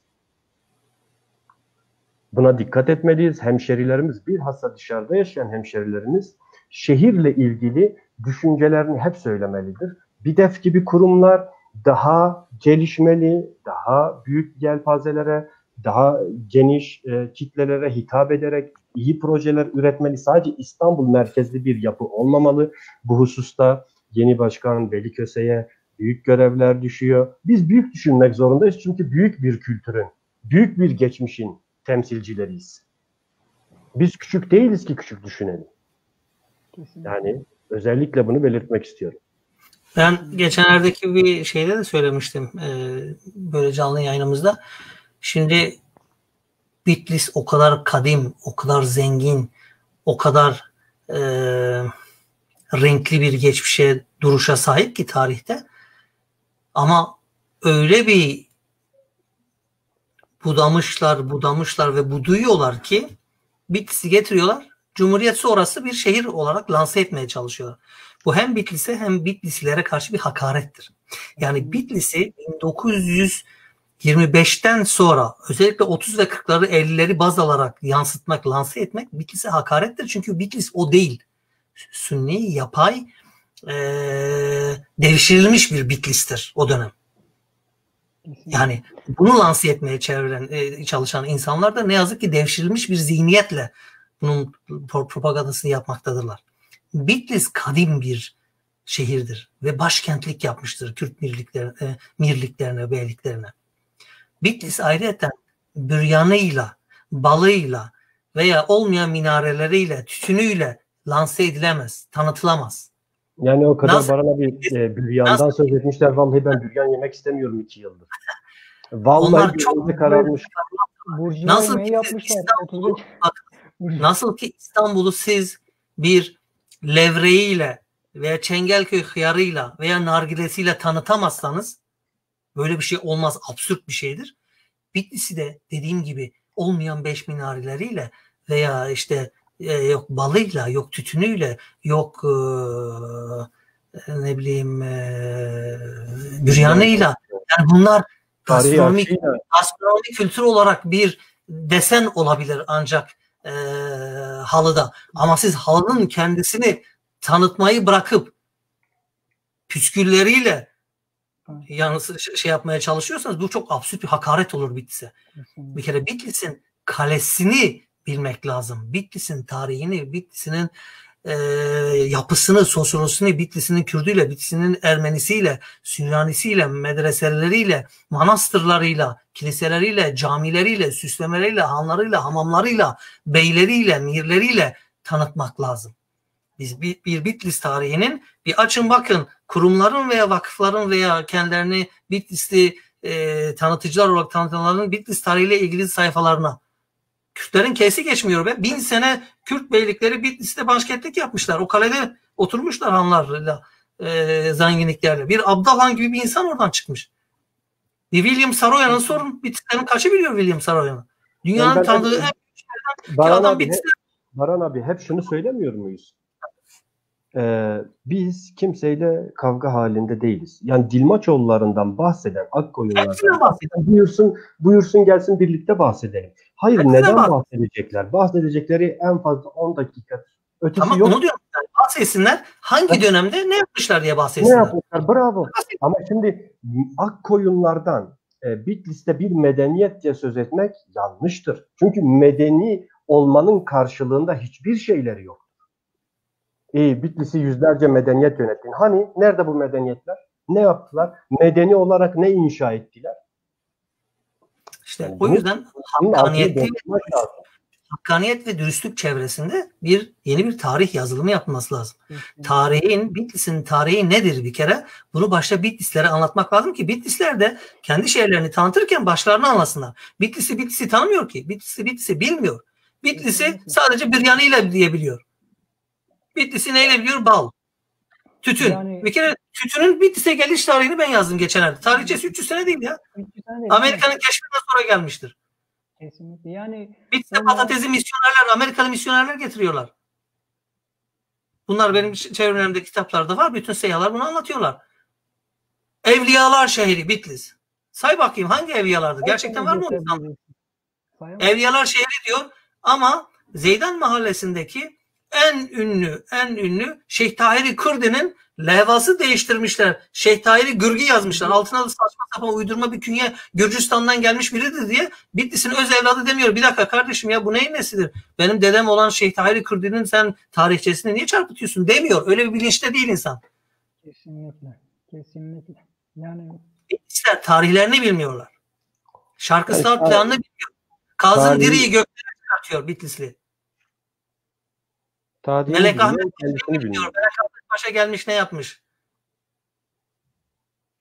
Ben Zeydanlıyım. Zeydanlılar 3 sene boyunca Bitlis Kalesi'ni korumuşlar. Köklü bir Kürt aşiretidir mesela.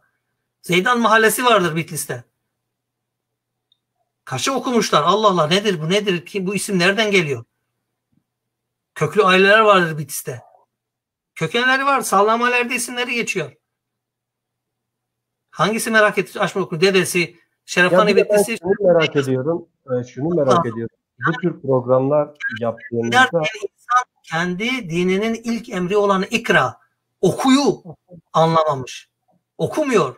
Ne Kur'an-ı Kerim'i okumuş, ne Bitlisli olarak Şerefhane Bitlis'inin Şerefhanamesini okumuş, ne Osman'ın en büyük seyyahı gelmiş oradan geçmiş 3 hafta boyunca Bitlis'i anlatmış, yazmış Evliya Çelebi'yi okuyor. Ne seyyahları okuyor. Okuma kültürü yok, merak etme yok, sorgulamak yok, kıyaslamak yok. Selçuklu mezarlığı Ahlat'ta diyorlar. Bu Selçuklu ne zaman geldi? Gerçekten bunun ismi Selçuklu mezarlığı mıdır? Bu Selçuklu mezarlığı jargonu lügatı ne zaman başladı? Tarihte öyle bir söylem var mı? Yok. Peki ne zaman uyduruldu bu? Merak yok. Dünyanın en büyük mezarlığı. Yok. Dünyanın en büyük mezarlığı Irak'ta, Basra'dadır. Selçuklu mezarlığı da yeni bir söylemdir. Yok öyle bir şey. Oradaki mimari kime aitti?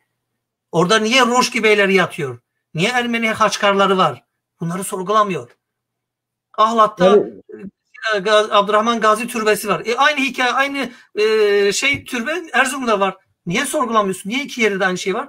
Aynı isimde iki kişi aynı hikaye olabilir mi? Yok. Sorgulama yok. Kıyaslama yok. Şimdi Baran abi sorgulamayla birlikte bir defa yalan tarihe karıştığında siz iki milleti bir araya getiremezsiniz ki. Bir defa yalan söylüyorsunuz. Bir diğer milletin tarihini, kültürünü tamamen yok ediyorsunuz. Ve insanlar bunu sorgulamayınca ortaya ciddi, sağlıklı toplumsal bir ilişki de meydana geliyor. Tabii yalan var. Yalan yani 24 saat Bitlis'le ilgili yalan üretiyorlar. Yani ne gerek var buna? Yani şimdi en kötü şey, ben hep şuna dikkat ederim. Bir yalanı söylemek basit bir şeydir. Söylersin. Ya insanın yalanı ortaya çıkınca bilhassa eğer bir araştırmacıysa, bilimle uğraşıyorsa naçizane vesaire bu bir yıkımdır onun için. Ne gerek var yalana? Yani birileri der ki sana ya yalan söyle ya konuşma. Konuşmak zorunda da değilsin. Eğer sen konuşuyorsan demek ki bir misyonun var. Bir misyonun varsa valla sonra deme ben mecburiyetten söyledim. Hayır, mecbur değilsiniz konuşmaya. İşte o yüzden şarkı saat planı çok iyi okunup öğrenmeli, bilinmeli. Bitlislerin Şerefname'yi, Evliya Çelebi'nin Seyahatnamesini ve Bitlis'le ilgili kitapları okuyup kıyaslaması lazım. Kendileri görmesi lazım. Bu sadece Bitlis'le alakalı değil. Her bir şehirli, bu İzmirli olabilir, Smyrna niye deniyor? İstanbul olabilir, Konstantinopol niye denmiş buna? Kapadokyalı olabilir. Kapadokya ismi nereden geliyor? Niye buraya güzel atlar diyarı denen Kapadokya denmiş Pehlevice'de? Allah Allah, Pehlevice nereden geliyor? Gibisinden. Anadolu ismi nereden geliyor? Niye Anatoli'dir Yunanca'da? Yani tarih merakla öğrenilir. Merak edildiği takdirde, araştırılınca, okuyunca bir takım şeyler, silüetler canlanır ve ne olduğu görünür. Bitlisliler için de tarihlerini, şehirlerini ve kimlik bilincini okuyup, öğrenip ona ulaşmaları lazım. Nedir? Bitlis çok kadim, çok zengin bir tarihe sahip bir mekandır. Bitlis merkez için değil, bütün çevresiyle okunup bilinmesi, buna Hizan dahil, Motki dahil, Ahlat dahil, Adılcavaz dahil, Tatvan, her ne kadar Tatvan 1930'larda yeni bir şehir olsa da Tatvan'ın Urtabı var, Tatvan'ın Tuğu var, Tatvan'ın kalesinin olduğu yerler var. Yani burada hangi milletler kaldı, kimler yaşadı, kimler buralardan geçti, bunlar arkalarında ne bıraktılar? Okunup bilinmesi, araştırılması lazım, kıyaslanması lazım. Öyle kara düzen olarak bu gelmiş, bu geçmiş, buradan budur. Öyle bir şey değil. Kimlik bilinci, tarih bilinci çok önemli. Yani bu şehir hepimizin, bu şehre yapılan bir iyilik hepimize yapılıyor. Bu şehrin tarihine yapılan bir iyilik yani bütün tarihe yapılıyor. Yani bu şehre yapılacak bütün iyi şeylerin yanında biz varız ama bu şehre yapılacak bütün hakaretlerin karşısında da biz olacağız. Yani mesela hani mesleki açıdan konuşuyorum Baran abi. Bitlis'in sokak yenilemesi yapıldı biliyorsunuz. Yani Amasya evlerini getirip Bitlis evleri yapmışlar. Bitlis Amasya evlerinden koparıp getirip Bitlis evlerini yapmışlar. Hani Bitlis'in işte evlerini değiştirmeye çalışıyorlar. Yani ben buna da karşıyım. Yani Bitlis'in bir tarihi var zaten. Eğer bir şey yapacaksansa şimdi şunu düzeltelim Mazlum. İnsanlar yanlış anlamasın. Bitlis'teki Balkan tarzı yapılan yapılar derme çatma yapılardır. Tescilli binalar değildir. Anlatabiliyor muyum? Yani buna dikkat edelim. Şunu diyebiliriz. Bu yapıların Balkan tarzı değil de taş usulüne yani taş bir giydirme. Yani, taş desenli. Aslında taş desenli de olabilir. Çünkü biz eski akarlara bakıyoruz. Bende mesela eski akarlara dair bir 50-60 fotoğraf var. Yani bugün işte o dükkanların olduğu, çarşının olduğu kısım berbat haldedir daha 100 yıl öncesinden de. Yani şöyle olabilirdi. Pembe yerine dış cephesi boyanırdı, kare şeklinde, taş şeklinde yapılır, daha güzel görünür. Daha estetik var. Ya örneğin var. Kale var önünde ya. Kale var. O kaleden Tabii. yani kale örnek alabilirsin, yapabilirsin. Yani evet. Bu şehrin gerçekten az önce dediğin gibi vizyonlu yönetenlere ihtiyacı var. Vizyonlu yönetenlerin yanında da yer alacağız zaten. Hani bu şehir hepimizin, tarihi hepimizin. Bakalım artık. Umarım Bitlis için güzel şeyler olacak. Evet. Başka soru yoksa biz yayını kapatalım. Yok, soru kalmadı. Son olarak yani bizi izleyen herkese teşekkürler. 2 saat 20 dakikadır. Gerçekten büyük bir sabırla bizi izlediler. Kendilerine çok teşekkür ediyoruz. Herkese tekrardan hayırlı bayramlar diliyoruz. Sağlıklı, huzurlu, özgür, mutlu günlere diyorum. İyi akşamlar. Şevvaş, Babaş Birine. İyi akşamlar. Teşekkür ederim. İyi akşamlar herkese. Sağ olun.